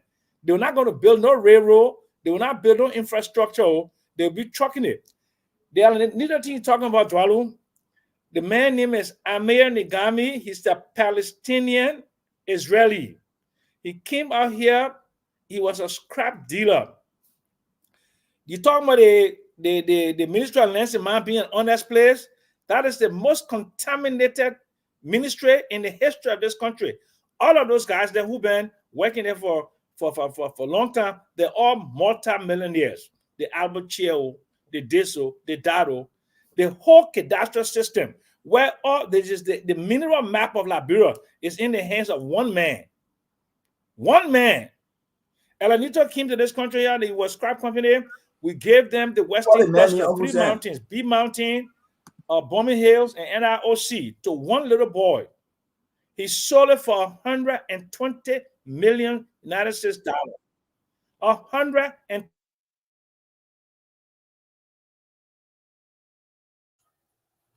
all right, so Uncle Sam has some internet problem. Well, he will join us again. Glennie, let's hear you. We are uploading those documents, those mining sites, as you can see them. These guys, they got everything, Glennie. They got them ran with the thing, and they are running with it. All right, connection to this Cha Hong Fong. That's his main name, Cha Hong Fong. Okay, I'm not joking. That's his name. Okay, if you want me to spell it, I can spell it for you. but you got to pronounce it like the Chinese can pronounce it. So please forgive me if I'm pronouncing it wrongly, but his name, I just want you guys to understand, this guy's name is Cha Hong Fong. Yeah, Cha Hong Fong. And you know, if you said 10,000 years ago. But clearly talk to me. Where are we? Are we stupid? It's kind of mind-boggling when you have the leaders in power not respecting their own resources only because of greed, personal greed. That's what it is. So we prefer to close up everything, different processes, legal processes, and award this guy with a gold mine. That's just what happened. Award him with a gold mine, Liberia, someone that if anything happens, he's going to run out of Liberia, and whatever he has acquired goes with him. Yeah. The country will not benefit. Who do we blame? Our leaders. Our leaders. Can you imagine the person standing here? Multi-millionaire. Correct?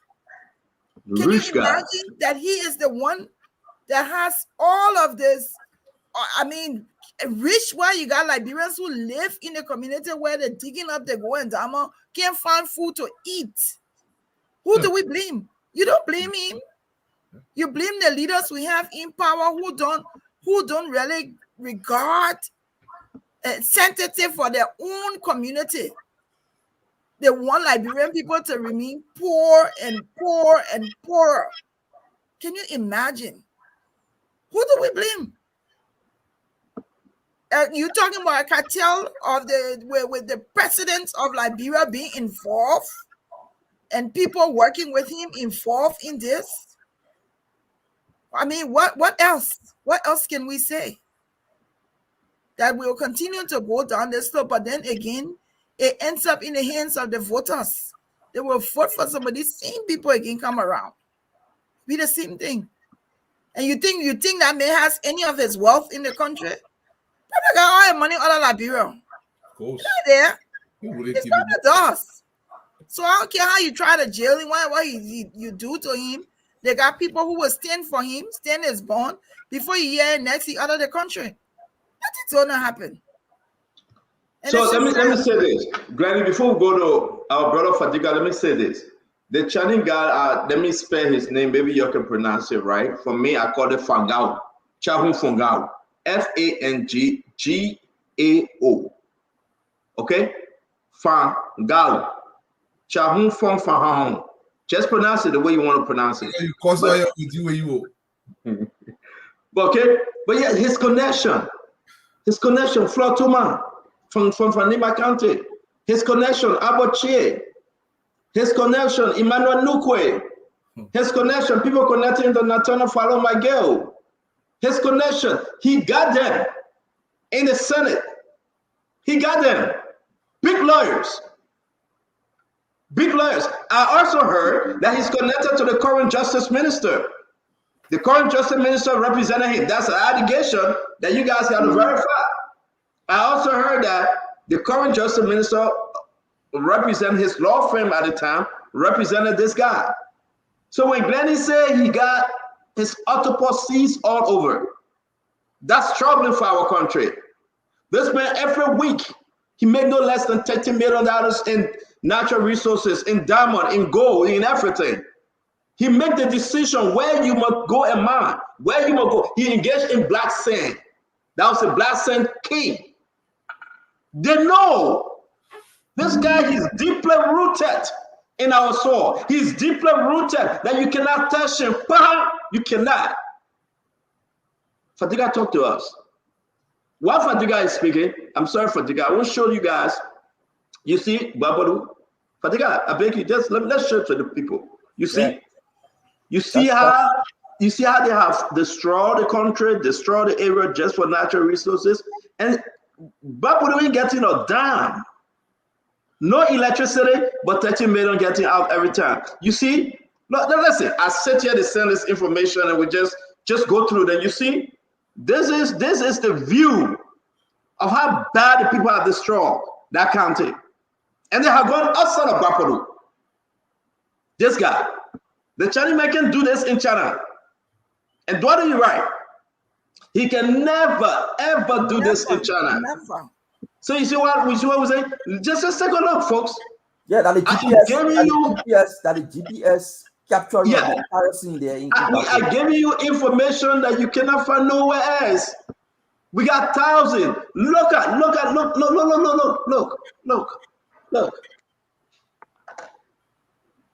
Yeah, I mean, where are we as a people? Where are we as a people? So talk to us. Duadu, not Duadu, sorry, Fadiga. We're coming to you, my brother. Talk to us. Sendon, it is disturbing. I don't know whether it's the same guy, but a couple of months ago, I was approached by another Chinese national. I got a bunch of dossiers upstairs that I would probably share with you.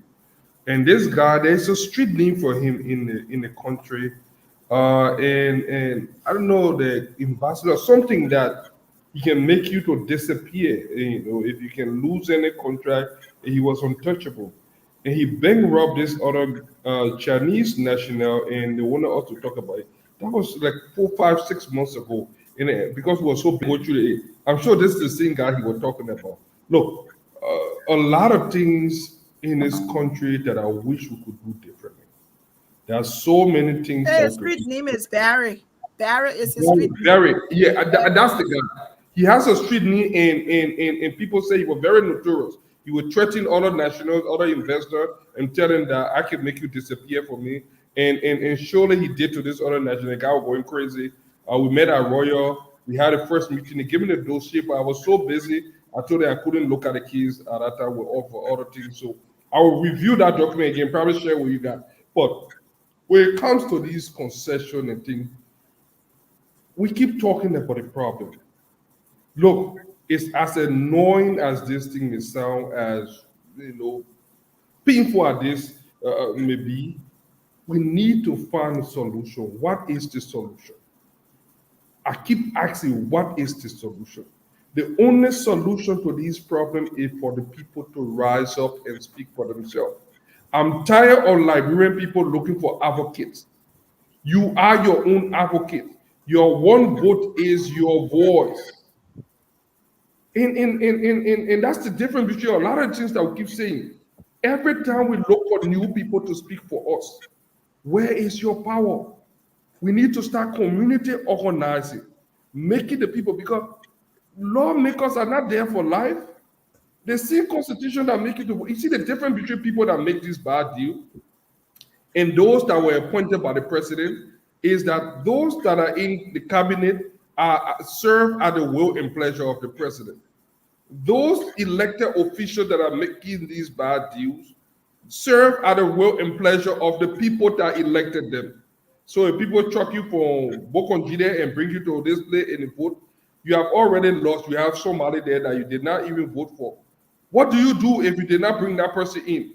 There are remedies to the summit. So probably we need to start mass citizen awareness, mass campaign to empower our people, so that when they are fed up with these things, not by guns, not by anything, but then they can legally remove these people. Yeah. That is what we start doing. Because they're talking, look, we talk today. They guess when these people find out $10, they will sit down.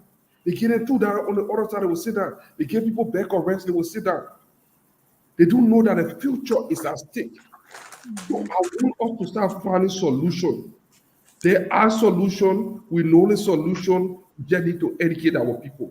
And we have all the tools. We have social media. We have smartphone. The people are finding a creative way to listen to us. Let us use all these channels to educate our people, because ignorance is one of the things that is killing us. They know the problem.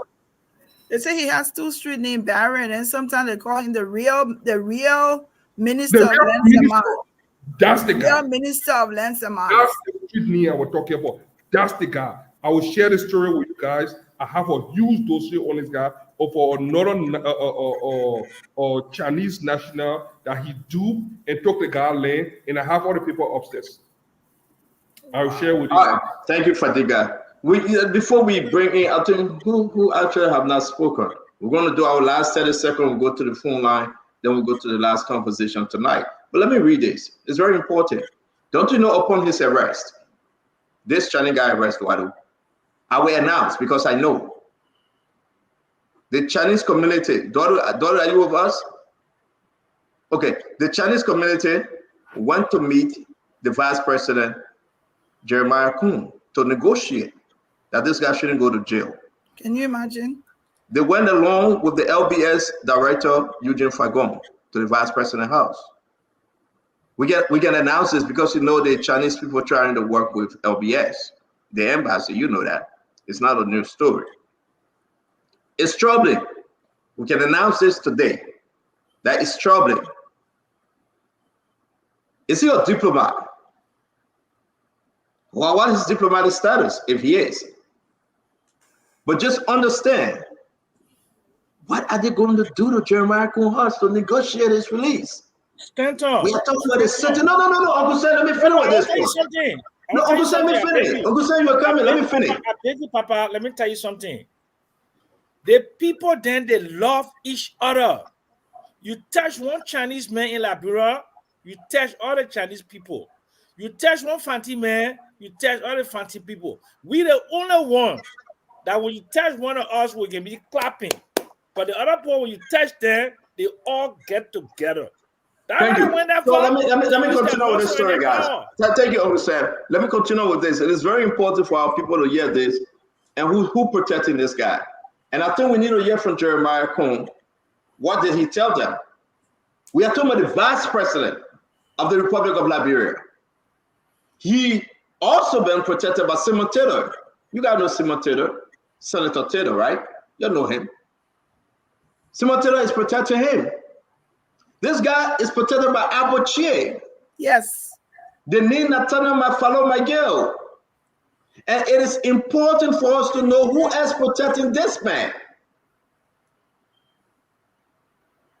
Senator Abochie alone, under this guy, got 6 mining stations. How you guys call it? I call it mining station. 6 mining sites. Under Abochie alone with this guy. Talk, Stanton, talk. No. I'm getting to. I want to inform Liberians today. We fought for the good cause. There's a man operating illegally. We got the document. We got the lesson. We got everything, and we'll continue again tomorrow.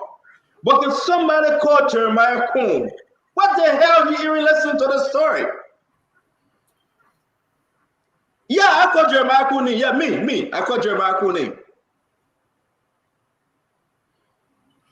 Man, is that how we're going to write? Look at Abochie, 6. He got it in Wabudu. Let's name them. River 6, River G, Grand Crew. Can you imagine? Abochie have turned to be one of the richest senators. Richest and everything the American guy Abochie is true. And he got people working for him. Listen, we got a one thing so now for the guy can run and he can talk too much. So the whole society, the man, I put my brain on there. I got to bring all the people out again because I was just setting that one in the corner. Yeah, but we're addressing, folks. Where is the change? That's why the people will not like us. That's why to go to Liberia, you got to get double securities. What's going on here? Jeremiah Kuhn met them. They begged Jeremiah Kuhn. They said, let's go ahead. We want him out. Folks, what's going on? Who are the good guys? Let me quarterback this thing real quick. I beg you. I want to come to you, but I beg you, please. I don't know. Again, there's one. Again, let me say this. Liberians, you got to listen and listen well. Our country is turning for worse. Wherever you find yourself, please listen and listen well. It's troubling. It's bad. When you got the leaders of the country engaged in this thing, when you have someone like the vice president, listen, I'm not trashing the vice president now, right? But they met him, negotiating that this guy shouldn't go to jail. Abochie is protecting him. Simon Fremont protecting him. Floyd Tuma from Nimba protecting him. He has been covered. Nathaniel Miguel He been covered. This is a cartel. It is. They will kill you before you get there. Left for you. Eduardo, you got to talk to us. Let's do a quick round. We'll go back to the phone line. Again, folks, if you're not on the show, just give some more chance. Let other people come. I'm still seeing Isaac Vibe. I'm seeing Conor Gray. I'm seeing Paul Kennedy. But man, first come, first serve. No problem. We'll manage it today. Eduardo, talk to us. It's scary for us to hear leaders' name, Eduardo. The names of leaders that this guy is connected to. So when he make his $1 million, like Babulu said, Mami said, he pushed them. He saved them in gold and natural resources. Talk to me, Eduardo. Senator, you know, for the vice president name to even be mentioned, Mr. President, Mr. Vice President, the position you hold, there are certain things you cannot do. This is not just conflict of interest. If you do them, they can appear criminal in nature. You know, the society that we have, and what's really baffling, somebody asked you, where are the Gen Zs of Liberia? Well, they're here. Your country is literally being mortgaged by men who do not care about the future of this country. Senator, I'll be very quick. I'll tell you a quick story. I got in conflict with some Chinese. The Chinese jumped in one of my property on the highway, destroyed 6 of my toilets. I took the Chinese to the court. The first thing, BB men in government. Everybody were calling. Long story short, the Chinese should have paid me $56,000 for my operation. I seized the Chinese truck. I took it to Carysbury police station because they jumped on my property illegally and destroyed some stuff on my property. The Chinese were literally begging me in the beginning. By the time we got to the court, the Chinese said, well, they can't talk to me because all the BB men started calling. To call long story short, I only got $10,000 of that money from the Chinese because everybody was involved. This is what we do to us in our own country. And these guys, they use the position not to protect the Liberian citizens of the country, but what they do is they use the position to disadvantage Liberia against other people. Look, your constitution does not give anybody permanent duration in their position. Article 1 is always there for a reason. This is why we're rating the very first reason. The people have all the powers. Anytime they so choose, they can change anything in the constitution as they so please. Y'all continue to sit there. These boys will sell everything. They don't care if Liberia implode. In their WAP thinking, I will just get on my plane and go to another country with my stolen money. If you don't push back, we have no country. Stanton.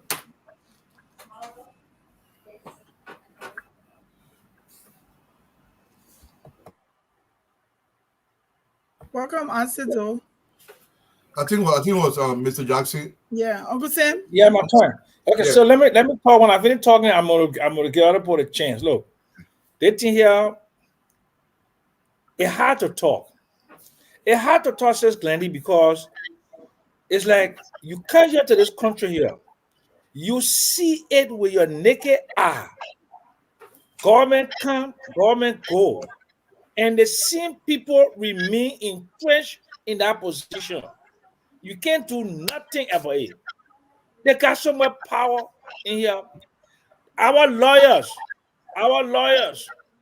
by the time you take any foreigner to court, the lawyers will run there. The people in the county commissioner office, they all that for the support of foreigners. Oh, the you people know it. in all the different court systems with the foreigners. You know it. You poor Liberian man, Total gas station, they ate my $180,000. The retail managers there stole my gasoline. If you're taking 30,000 gallons to me, they put 10,000 gallons in instead 20,000. I called them. I took them to court in Liberia. The lawyer for the French company was the same also to and where you need Jimmy Pierre. I lost my money, $180,000. My $60,000 who was in security, they took it from me. They impoverished me. We as Liberians, we have no rights in this country here. You take a foreigner to any court in this country, forget about it. They will win you in your own country. Yeah. So that but this generation here, JMP there, y'all came to rescue us. This is the main thing to rescue us from. This is what the rescue mission should be about. Amame and Stanton and the rest of the rescue people. This is what this rescue should be about. To rescue Liberia from the hands of foreign domination. to rescue Liberia from the inequality within the court system, to rescue Liberia from poverty and inequality. That's what Liberia should be rescued from. On that note, I'm going to take my exit. Uncle, so the show is over. We got to close. Don't you go. We got 6 more minutes. So don't you go.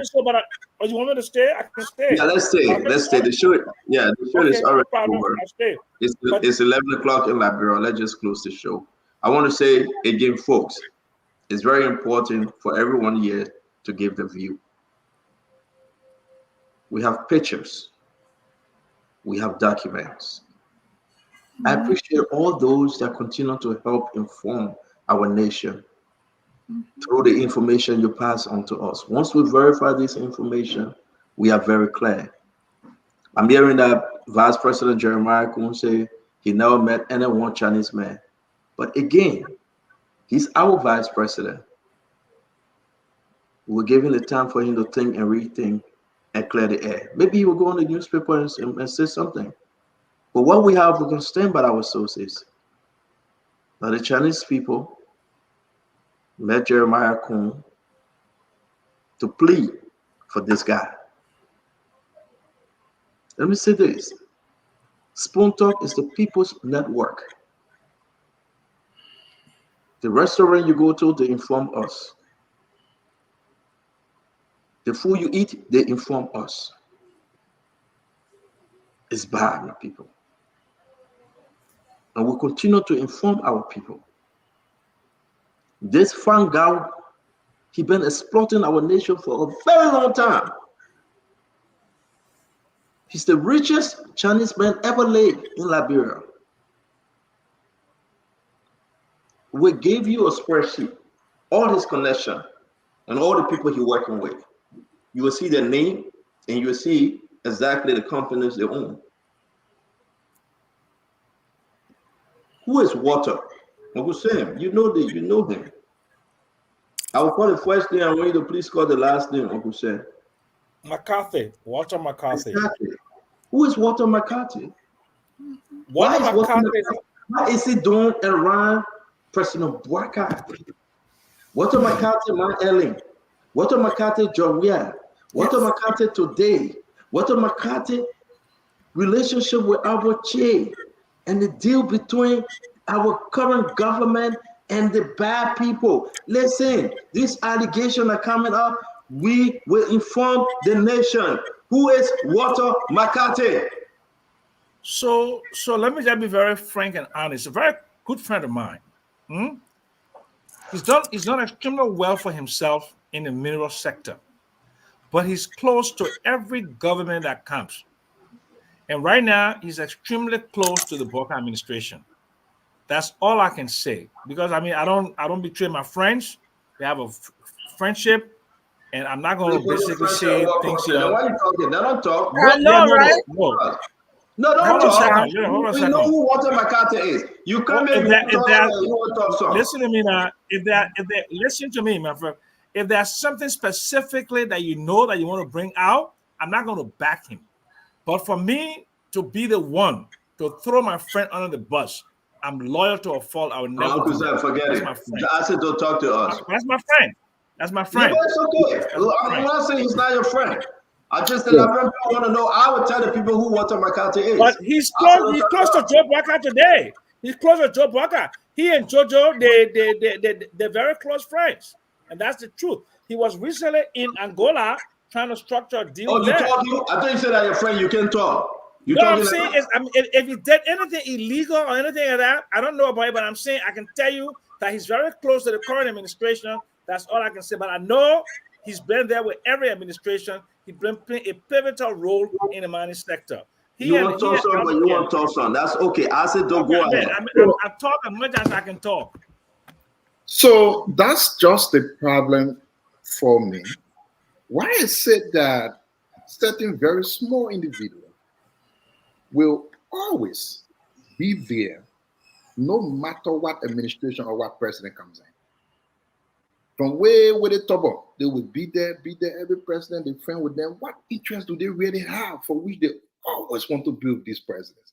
No matter who comes, they will always want to be in a cycle If you're doing a business, you don't need to know the president to be a legal businessman. In my mind, it should be concerning. But sometimes I wanted to say this.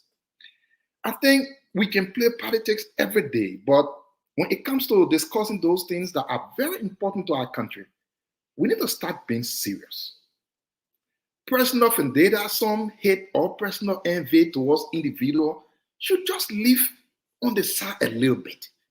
We need to be like a serious people discussing serious things.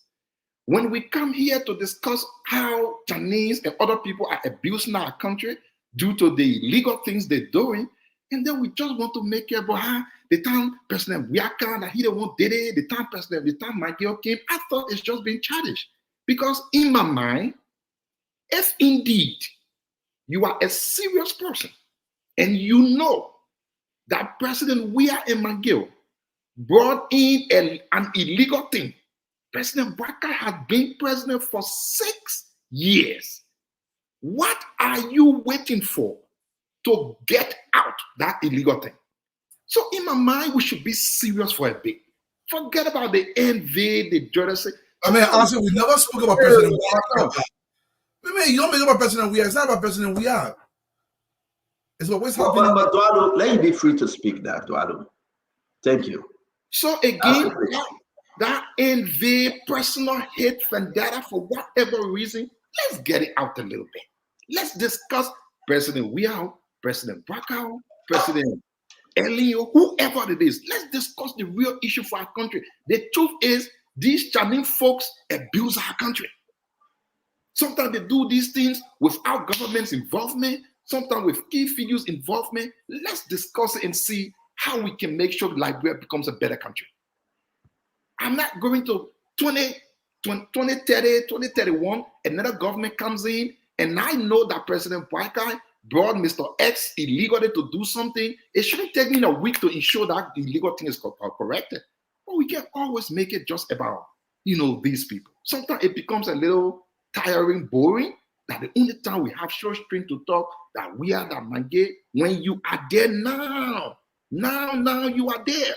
What are you waiting for now? So to close in my own, personally, I can feel hurt when I see these Chinese men all around this place. You don't even understand what they're doing, how they're doing it, what they're doing it back. I mean, these are people who need to be sure we get to work for our country. We can have people just coming, doing things all around the place, enriching themselves. They are all millionaires. And you, like you said, right there, you can't take them places. And we have to keep talking these things until one day we can get a better country. No matter who's president, no matter who's minister, what is important is what our country can get and ensure that those doing business are doing it in the right way and not the connoisseur way and the back door side. Senator. Yes, sir. Let me say my own. I gotta go. Look to the American. I tell them to deport all the Liberians in America with their children. They go back home and go face our country. Yo, bye. Maybe the only way we feel our country. You gotta close and you say bye. You gotta stay there. Everybody close too, my man. Are you okay? Uncle Sam tonight. Dr. Richardson, welcome to the show. You've been following the conversation. We'll start a conversation with you because we're closing.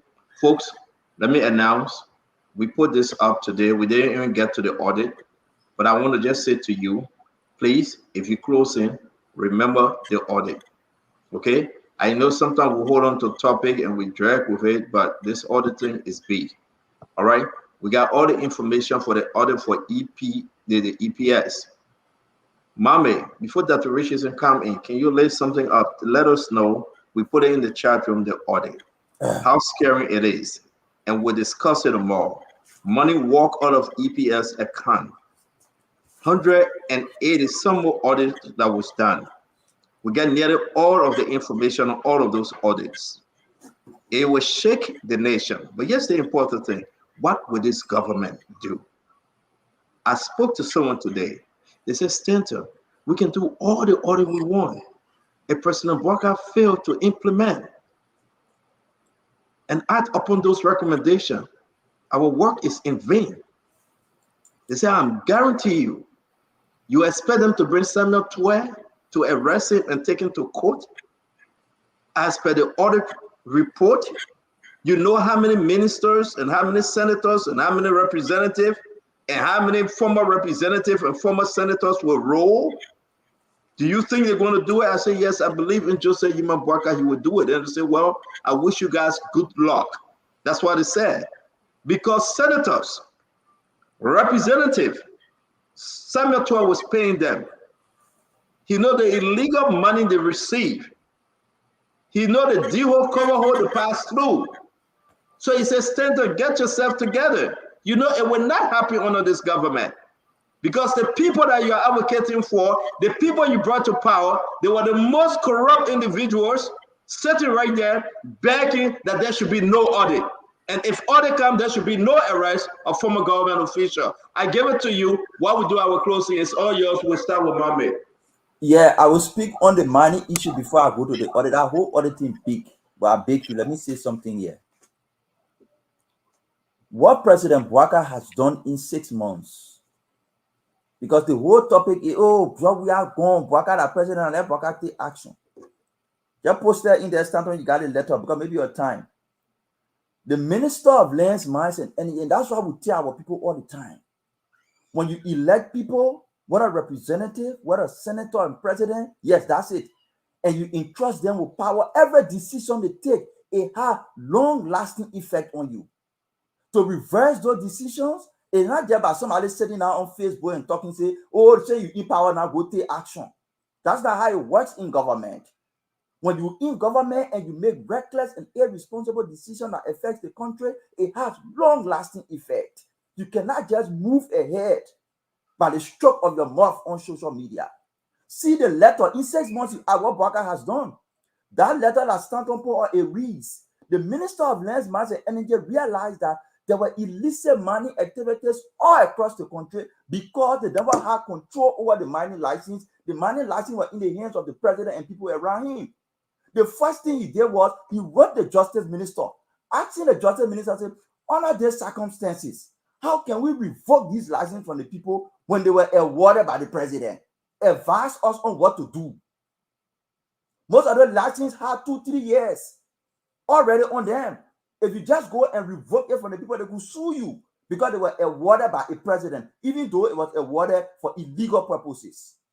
So what Bouaka has done, Bouaka wrote the Justice Minister to give opinion. While that opinion is in the process, this man who ran around the country for 6 years has been arrested. His team and his people have been arrested and indicted for economic sabotage. That is what Bouaka is doing. We're not sitting, but it's difficult. Some of the decisions you people took tear this government down. We are fighting to revive it. Don't make up feel panic. Don't make up feel hurt. But on the audit, 17 plus 6, 23 findings. Audit findings. 7 administrative findings, bordering around hiring of people who, after the vetting process, the vetting committee realized that they were not qualified, hired into the EPS. People who fake academic credentials, hired into the EPS. Those are the administrative issues. 16 financial issues. Payments to employees in hundreds of thousands. And what smartly the auditor did, the auditor separated the transactions. Because you saw that Dwalu, right? The auditor separated the transaction. Because all the time, these security agencies, as soon as you tell them, they say, I use it for intelligence. I use it for intelligence. So the auditor separated it smartly. He put intelligence one side and put other administrative expense one side. And asked them, this one, that intelligence, you can make an argument, you say, oh, okay, I spend it on intelligence. But these other ones, there must be proper documentations. One thing also important in that audit is go and see the response. There's something they call management response. To places where they realize they have no explanation to give for spending hundreds of thousands of Liberian dollars, US dollars, they provided no response to the auditor. Hundreds of thousands, the total amount. How many million? Let me check. Somebody get it stuff there.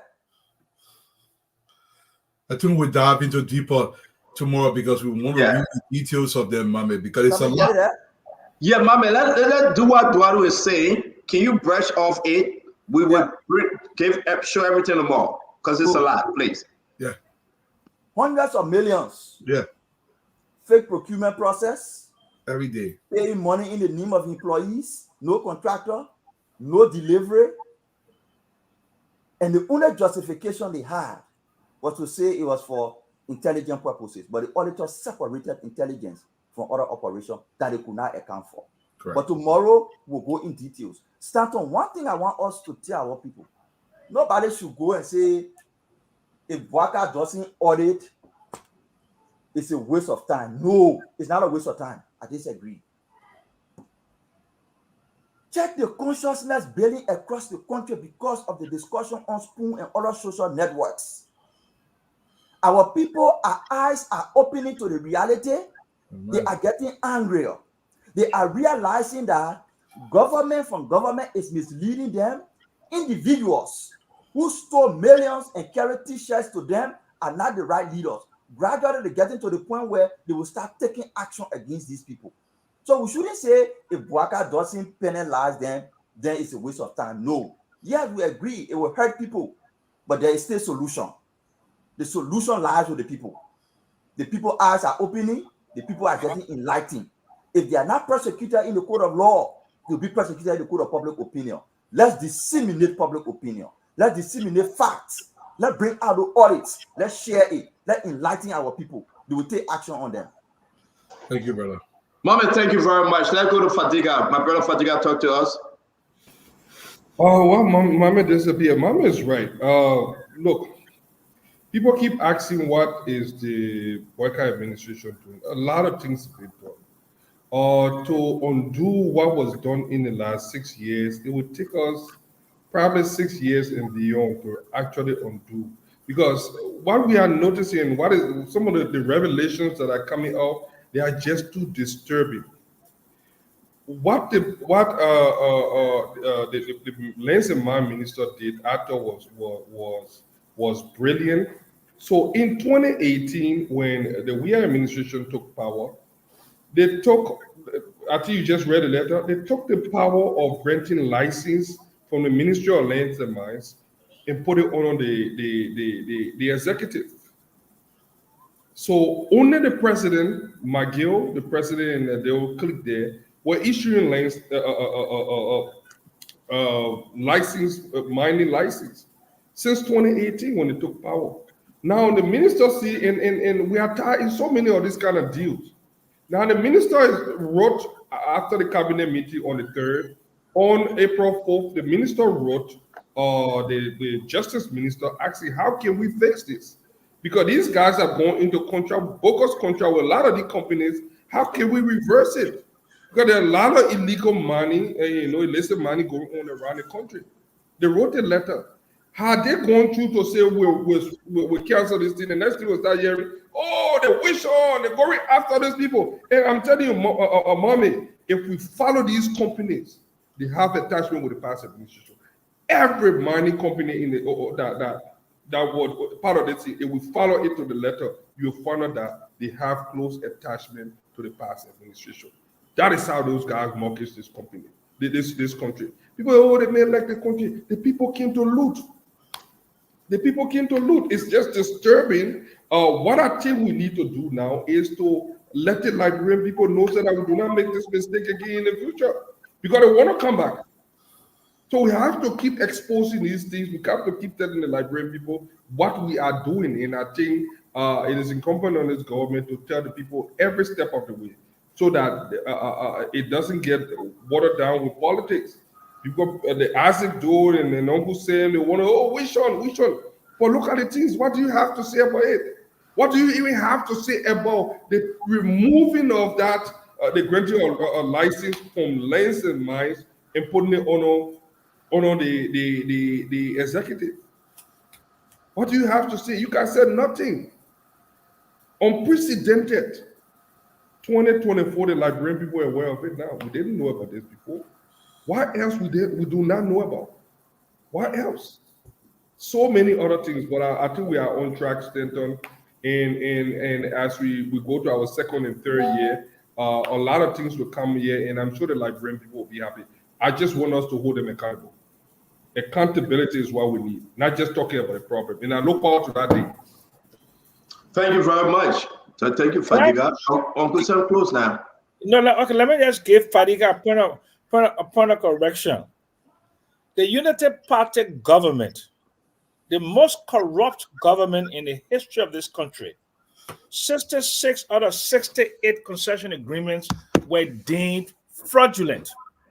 The chairman of the Unity Party, Vani Botonami Sherman, was arrested in the Sable Mining saga. When they went to arrest Vani Sherman, Amos Twe and others from the youth wing of the Unity Party obstructed the arrest of Vani Sherman. That is a fact. Allah, mame. Allah. No, you don't lie, but Joe, we are free. After any prosecution, you did. You did not prosecute them. Yes. Good. Yeah, we got to close now. We got to close. Thank you. We got to close. I agree. I meant to the fact that Botonambi was arrested. His arrest was obstructed by the current LPRC managing director, youth wing. That is a fact. That's true. 100%. They're early talking to court. Then Joe, we are free. Exactly. So that we all equal. So we all equal. No, we're not equal. We're not equality for our country. We gotta go, folks. We gotta go. Don't fall me argument. So we did not grant 66 or 68 concession agreements. The Unity Party government. But Uncle Sam already close, so. Uncle Sam closing. Uncle Sam closing. He closed before. Go ahead, Uncle Sam. To talk about the most corrupt government in the history of the Republic of Liberia. 66 out of 68 fraudulent agreements.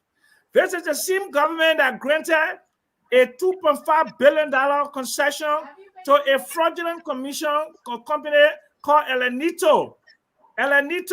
This is the same government that did not take payment of taxes from mineral concessions that were sold.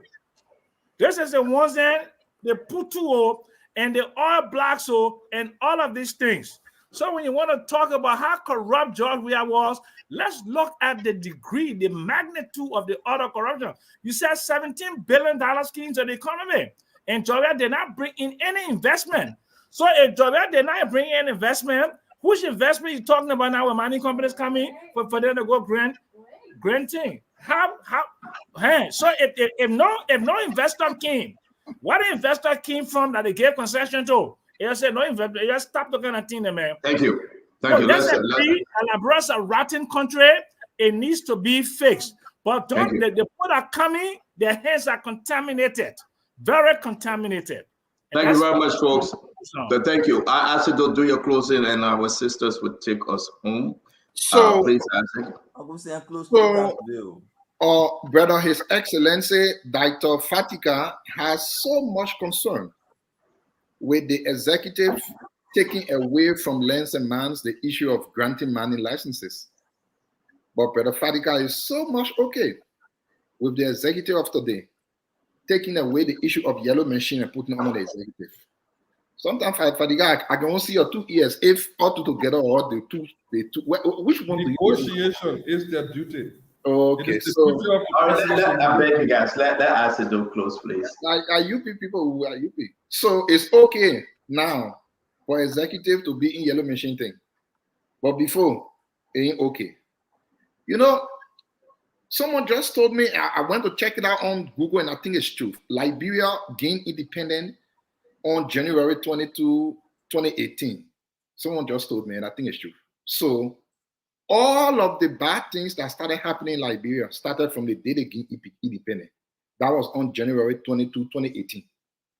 Before that time, nothing happened. Everything was so bread and butter and sweet. You know, when people listen to themselves, I don't know if they live and they listen to the show again to see what they were saying, blah, blah, blah, blah, how it sounded, how it looked. Listen, this government came in to correct all of the wrongs that Georgia government did. Let me tell you one of the wrongs that I will accept. One of the wrongs was that we did not audit the government we took over from. That was one of our wrongs. I thought this government was here to correct the wrongs that George Weah did. So why you don't want to correct that one single wrong, but you want to correct all the wrongs? If George Weah did not order the previous government was a wrong, and one of the wrongs he came to correct, one would be expecting you, instead of talking, to be correcting that wrong. Unfortunately, that's not one of the wrongs at all that we are concerned about. So when people come to talk, the only time they knew that Liberia existed at 2018. Before 2018, Liberia didn't exist. And let's not argue, say, why didn't George Weah audit? Okay, that was a wrong. We agree. Are you not here to correct the wrongs anymore?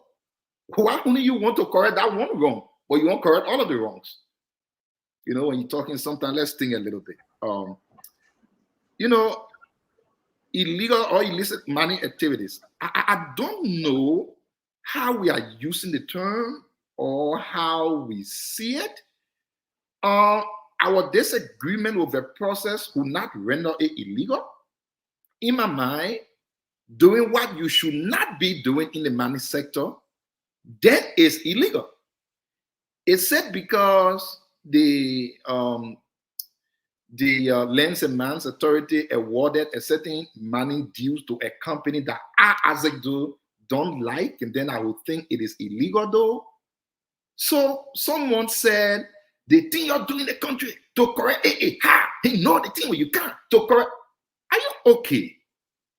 Who needs any time to correct illegal?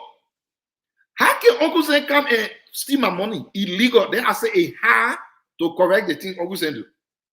What makes it hard? And illegal means against the law. So why will you find any problem with correcting anything that was done against the law? Why? That's what I said we need. You know, sometimes when people talk, I just stay by and just look at the talk. It's crazy. Do you need 2 years to correct something that you know was illegal? You know, we all know what it means. Law. It means no law against the law. Why should you need 2 years to correct what is illegal, what is not right? When you tell me that those things were done, maybe it was not done in the interest of the country, and then you, okay. But once you say illegally done, wrongly done, not in accordance with the law, you shouldn't need time wasting. So to come up here and just waste our time with the long speeches, somebody type something and send it to you, look on the computer, you're reading. I don't think it is helping us at all. And I just want to end up by saying, you know, over the weekend, I made my first outing outside of my house. I went to Brooklyn Park, Brooklyn Center. I went to New Hope. I went to the club, one Jumbo nightclub. And if I will talk about the experience there, we will be here for the next 10 years. It was crazy. More than I've ever expected. It was crazy. When we went to the club, it was in the night. In my mind, nobody who make me know. But I just could not pass by 1-2 person. I'm like, how are these people even with this light or like this? How are they making me up at all? Look, it was absolutely crazy. I can tell you, until I slept outside of my house for the first time, I couldn't come home because the people kept me. Go on your own hustle. You want to be on that Sunday. You went on the hustle. Don't do this. I slept It was crazy. They were talking to you all night. They were talking to you all night. And you know, let me tell you the thing that was funny. I met some ladies. They are United Party partisans. Though the other lady was so nice, hugging me, laughing. And she said, you know what, Isaac? I won't carry you. Yeah.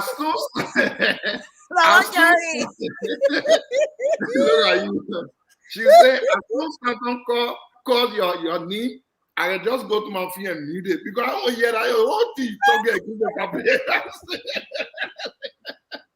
I thought it was crazy, and I really appreciate all of them for the love. It was absolutely amazing. Like, I couldn't just believe it. That's why we are one country despite our disagreement. And I think it's all in the best interest of ensuring like we're. So the Lord made you to stay outside? Oh, too much. You know, Your trouble is giving Liberian. That was crazy. Absolutely, it was a real. But as on a serious note, you slept out of your house. Yes, I did. So when the club closes, when? At what time? I think it closes 2, but we left from there around 1 something, and then we went to another place. We kept. And when you left from the other place, ask all your questions. I'll answer it. So let's move forward. So at the end of the day, you slept outside your house. But let me say this. That's the story he's taking away. I'm rather hurt because I really want to talk about this, and I know we'll do it tomorrow. That's the EPS audit. Honorable Chokon Rivers, Mr. Soja Wolo, Matthew Coker, Seward Bridge, Esther Pempins J, Matthew Johnson, Joseph Colley, Philip Nam, Martin Joe, Nelson Bole. Now listen. I want you to remember these names. Key personnel. The 40 key personnel managed the affairs of EPS during the fiscal year under audit, 2018 to 2023. It's bad for our country. I want you to remember the name again. I want you to call them if you know them. We'll be discussing them tomorrow. The director for EPS, Chukun Roberts. Assistant Director, Soja Wolu. Chief of Administration, Matthew Coker. Chief of Operation, Siwa Beeks. Chief of Training, Esther Pimpins Che. Chief of Maintenance, Matthew Johnson. Head, HR, Joseph Cody. Comptroller, Fedek Na. Chief Accountant, Martin Joe, and Logistics, Nelson Bole. Please tell them we have all of the information. We are talking about over 64 million USD.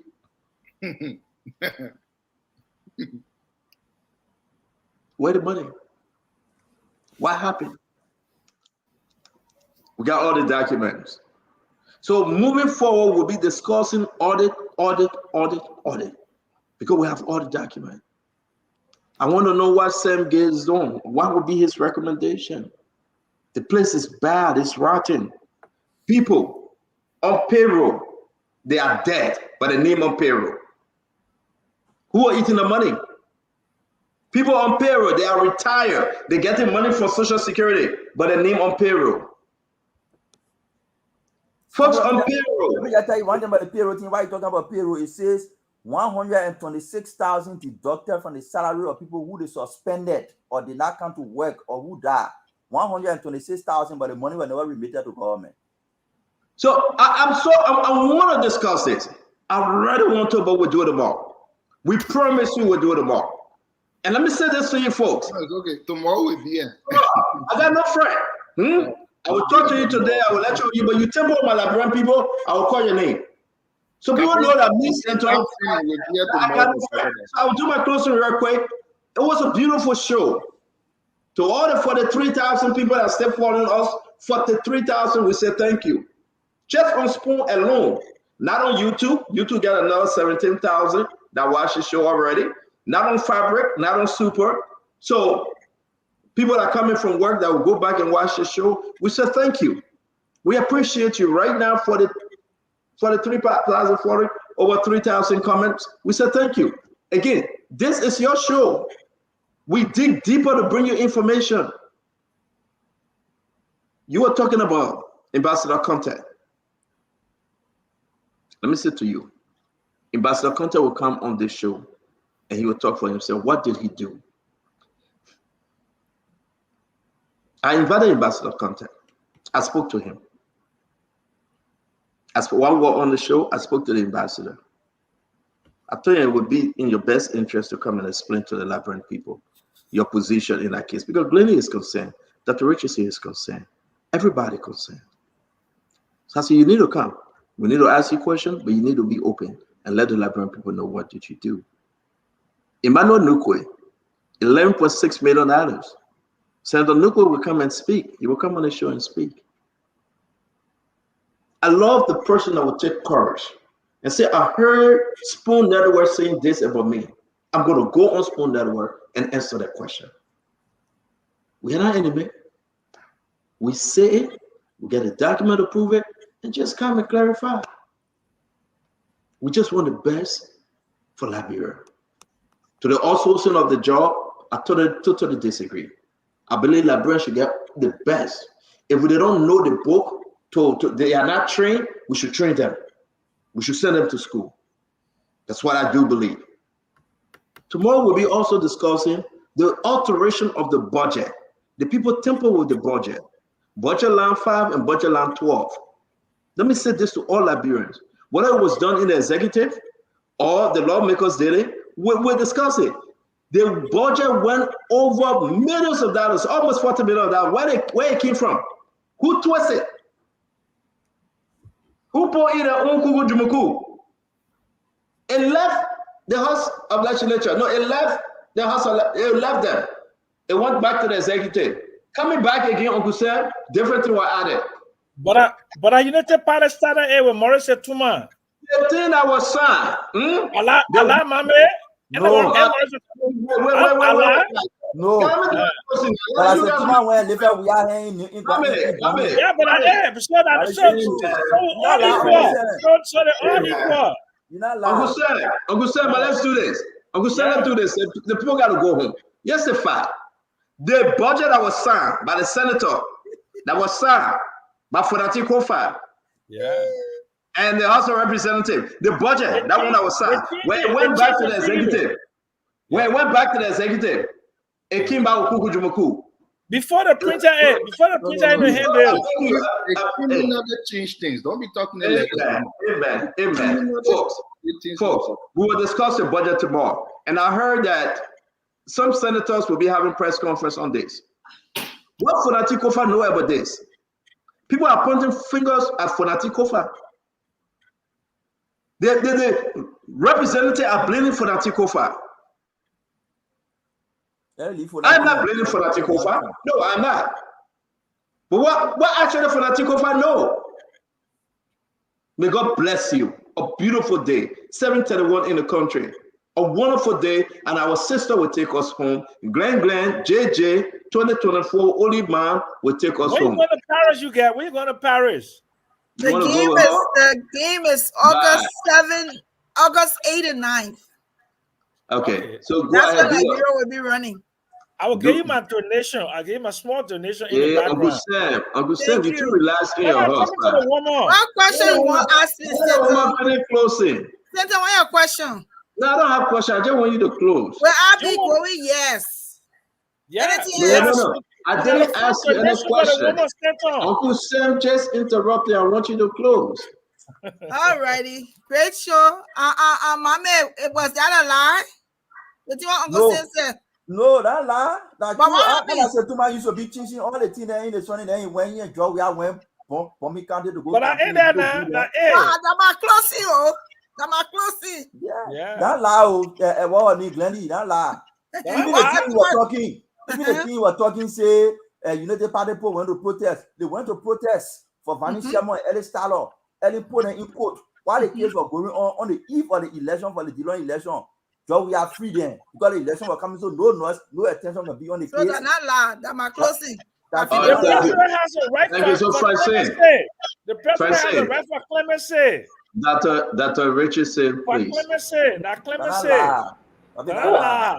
Just great show. I didn't get a chance to watch the entire thing. Hi, how you doing? Congratulations on moving to your home. Thank you. And you coming for dinner to my house? You went, Mr. Richardson. Yes, we'll be there. Yeah. I'll let you know. We'll be there in August. They will be there in August, and we will let you know. Okay. That the Richardson, I heard that she traveled in August. I don't know. There we go. They put how close you. Yeah. But anyway, go ahead. No, go ahead, Dr. Richardson. Close. I know you and Mr. Richardson will be in Liberia in August. That's the information I received. Oh, go ahead. You were pretty just like I said something about. I said that to you. Ignore him. Yes, that's what I'm very good at doing that. Yes. So great show, you guys. I was rushing to finish my class to come here. I was speaking through when I was, during my lunch break. But you guys did very well. I always appreciate when all of you panelists can come here and talk the issue out. I really like the fact that emphasis are being on holding many who break the law accountable. There's lessons that can be learned. If you break the law and you do whatever you want to do in the country, we don't follow procedures in the country, then people can think that that's the norm. Anybody can do whatever. And then people can come to us and tell us, well, nobody held the Unity Party responsible. So you see today the Unity Party back in power. So they are doing whatever they want to do. So it's better that we hold whoever breaks the law accountable now. We let them hold their feet to the fire. We take them to court. So the next time, the next government, people can be scared to break the law because they say, if you break the law, they'll take you to court and nobody will come here and talk on talk shows and say, nobody held accountable, so we can do what we're doing. Or they would say, Mommy that lie all the time. Mommy that lie. Mommy got to be the one to tell the history here. So yeah, thank you so much for the show. It was a good show. So thank you. Thank you, Dr. Richardson. I wish you well. I want to say thank you to all of our many audience. Mommy, take us home. You have the last word today, at least not Fadika. Last word. Very good show. We'll talk more about the audit tomorrow. It's breaking. We tell our people, do not put your faith in accountability only in the government. You have authority. Don't raise the argument that, if this Banga doesn't do anything with the audit, then it finished. Liberia is not ending after 6 years. Listen to the audit report. Listen to the findings. See what people orchestrated against you. See how they stole money and invested it in their family and their friends and kept you poor and coming back to you in your poverty and telling you, say, because you poor, give me power again. That's why we're using the audit for. It's not only for Boakai. Do not only rely on Boakai. Whether he prosecute them, if Boakai administration doesn't prosecute people in the court, Spoon FM and its panelists will prosecute them in the public. We will come here, we will explain the audit report, we will break it down for you in simple English. Use it as authority, use it as resources to make decisions on who lead you in the future. Don't only wait for government to prosecute. You can prosecute. You have that authority to prosecute. Once we give you the information, use it to make a decision. Mining sector, the people are exploiting it. It started ever since the Sam Jackson said. It went years back. We had took it to another level. He took the licensing from the Ministry of Lands, Mines, and Energy, the institution with the statutory authority to do it and track it. He brought it in his office. McGill, the special assistant, janitors, securities, and everybody were bringing people in to get mining license. His brother Duncan, Cloud, we are brother, benefited from the process. This Chinese guy is a beneficiary of the process. Several of them, they used it to exploit resources. What they did it for? They did it because they wanted to invest their stolen money into gold and diamond. If you put it in the banks in Liberia, bankers and tellers will see it. So, but what they may get a big money from? If you send it internationally, they will track it.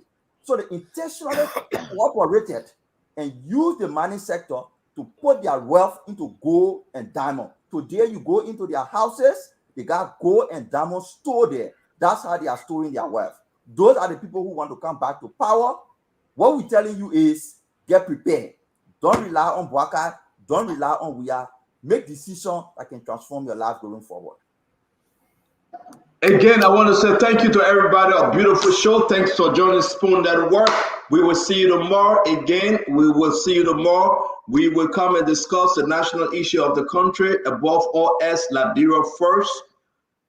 The Bassa boy, Uncle Sam, Pete Jackson, LLC, the Bassa gang, Glenny JJ, the Bassa Senegalese, Al Hossein, UJ Fadika. You trouble tonight.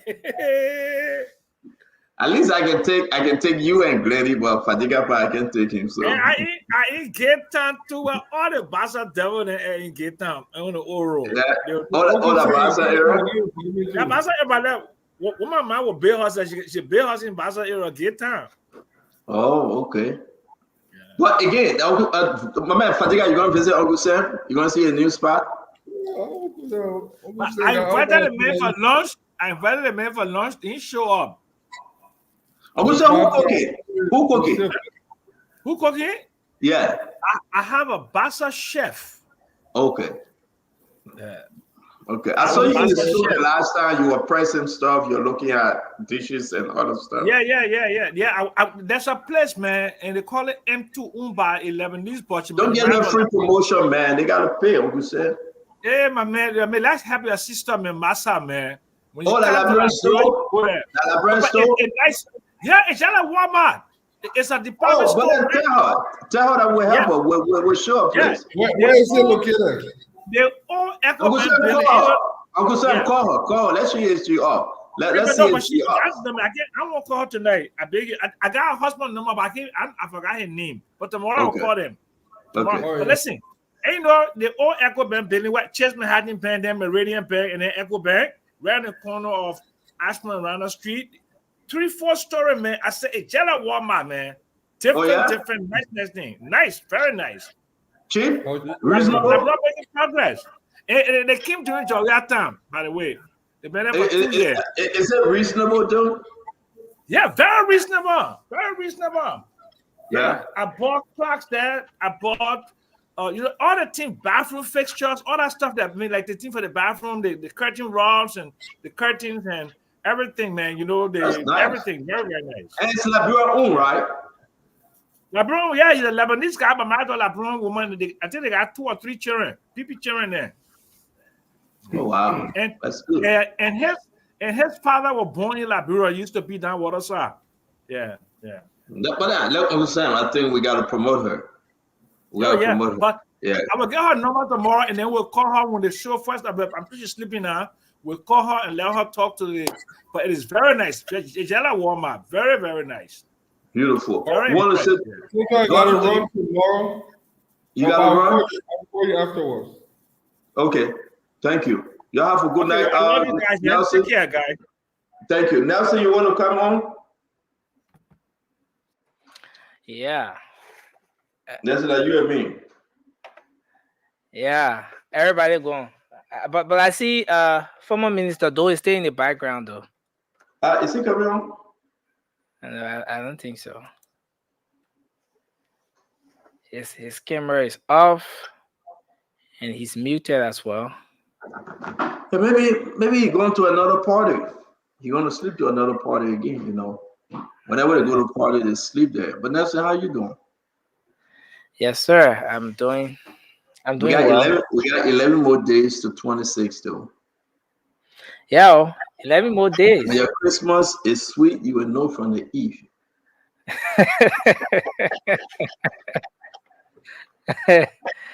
Yeah, the Eve is redness though, so I still looking to see if the Christmas will be good. Your Christmas is always good, Nelson. We're just waiting for the CEO to come back. She travel. Once she get back, I know all you guys will be celebrating. Madam Titi is on top of her game, And we want to say thanks a lot to you, to Damon, to Good Day from Poland, to Trokon, to Yekezi. To all the female staff, we want to say thanks. To the business manager and their staff, we want to say thanks. To the security, we want to say thanks. We want to say thanks to everyone, because don't hang up, okay? Do not hang up. I beg you. I'm going to mute myself. Just keep me on. Okay. I see Eric Denta say a 26 on me. Eric Denta, you're not in Liberia. How your 26 will be on me. Eric Denta, my 26 on you. It's the other way around. Yes. But we appreciate all of you for being here. Eric Denta, Mr. Bill Casson, Fayaz Stevens. Oh, you say 26 on the CEO, David Paley, Joseph Dan. The other 26 on you enough for fun. But most of the 26 on CEO, so I know he will address it. He will address it adequately. Yes, adequately. Let me recognize a few of you. John Thomas, I see Osborne, Zor, Sekou Kamara. Mm. Is that Bill Cosmo? Making to all. Desmond, thank that's Diamond, thank you for joining us. Banners Davis, Sam McCullough, Jackie, oh, it's moving fast. Fire Stevens, Lloyd Power, C. Sylvester Chulupe of our staff. Yes, Sylvester Chulupe. I see as Alfonso Niceman Avis is here. Yes. B. Togba Matthews, Frederick Cooper, Moses Momolu is here as well. Jay Skinning, Bambadu. Thanks to all of you, Henry. And I see a lot of you here. Mercy Gay, thanks for being here. Mary Findayuma. Mary, thanks for joining us. We appreciate all of you for always being here. UJ Johnson, I'm doing good. Thanks for joining us. Hey, my own sister Shirley Snare. Shirley Snare, thanks for being here. I see Faya Stevens. Audrey, thanks for being here. Jay Carter. Emma Small, Finda Tamba. I'm trying to see you come back. So let's time the space a bit and let's hope he can come back before we close the show up. Jim Zeto Dober is here as well. And I see Abraham Dukley. Thanks for being here tonight. Giflor Maulu. That's Mau. Thanks for joining us. Steven Sherman Jr. Thanks for joining us. Thanks to all of you who will always come on to join us on Spoon Talk. The show is here because of you, and it's because you come on that we are here every time. Lucky Stewart, thanks for being here. We appreciate you. Sekou Kamara, Hannah, Kolako. Yes, I see it's moving so fast. I see Morris Bridge. Thanks for being here. I see Tama Bobo. Tama M. Bobo is here as well. Chukudolo, thanks for joining us. Eric McGill, Mr. McGill, thanks for joining us tonight. Charles, thanks for being here. Kokolo Jones, thanks for joining us. Thanks to all of you for joining Spoon tonight. And we appreciate the fact that you can come on always to form part of the discussion, to make your input, to have your say on the national issues, to get the updates, to interact with the newsmakers. We appreciate every single person here tonight. And let me do a special anniversary greeting for my own brother Tale Bokakoli. Yes, my brother Tale, you celebrated your first wedding anniversary today. Tale Bokakoli, happy anniversary to you and your darling wife, Mr. Salome S.K. Bokakoli. Yes, all the best as you celebrate your first wedding anniversary today. That's you, Tale Bokakoli, my own dear brother. Happy wedding anniversary to you and your darling wife. We wish you all the best. And yes, I want to say thanks to all of you for joining us. We will be back shortly with the late night show, the late night politics on Spoon. Morris Day, thanks for being here. Noosh, thanks for coming on. KG, Walma, thanks for being here. Yes, the names are so many. Just can call all. Abu Bala, thanks for joining us. Edward Zibi, thanks for being here tonight. Yes, thanks to all of you for joining us. Always here making a contribution.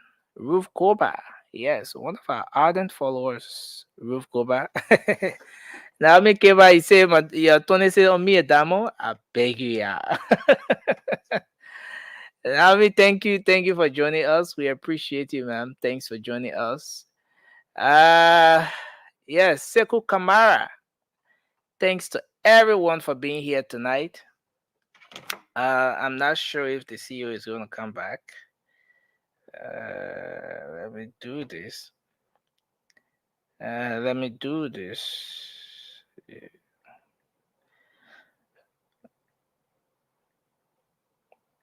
So I want to say thanks to everyone. Thanks to all of you. Okay, so Moses Gazeu. Yes. My dear brother Moses Gazeu celebrates his birthday today as well. Happy birthday to you, Moses Gazeu. The BBC correspondent in Liberia here. Yes, I wish you all the best. I saw you had a blast with the rest of the guys. Happy birthday to you. I wish you all the very best as you celebrate your birthday today. Moses Gazeu. Yeah, happy birthday. And to all of you joining us, thanks for joining us tonight. We appreciate you, Eric, Alai Kanen, Tama Bobo, Fire Stevens, Curtis, Cover. Thanks to everyone for being here tonight. We look forward to another great show tomorrow. It's been a wonderful edition of the program Spoon Talk. I want to say thanks to all of you who have been following online across the internet on Facebook, Spoon TV, Fabric TV, and Super TV. Thanks to the folks on YouTube. Spoon Talk Live is the YouTube handle. Spoon Talk Live is the YouTube handle. And thanks to all of you for joining us on Spoon Talk Live. Yes. And in case you're not following the YouTube handle yet, please try to do so. Just go to YouTube, search Spoon Talk Live, and you're going to see the YouTube handle there. You'll see all of our programs, and you can subscribe to the YouTube handle, Spoon Talk Live. In case you're not following us on Facebook, Spoon TV, we are there, Fabric TV on Facebook. So if you're following Spoon TV, you're not following Fabric TV, just go follow Fabric TV, follow Super TV, subscribe to the YouTube handle, so we can always have a great conversation, so that you will get all of the updates fresh as they come across the Spoon network. Again, I want to say thanks to everyone. Thanks to our thousands of followers across the world. Thanks to the folks who will always relay the program across Radio Land. We appreciate all of you. Let's hope we can have a great show tomorrow. Until then, my name is Nelson Collier. Have a good night, and bye-bye for now.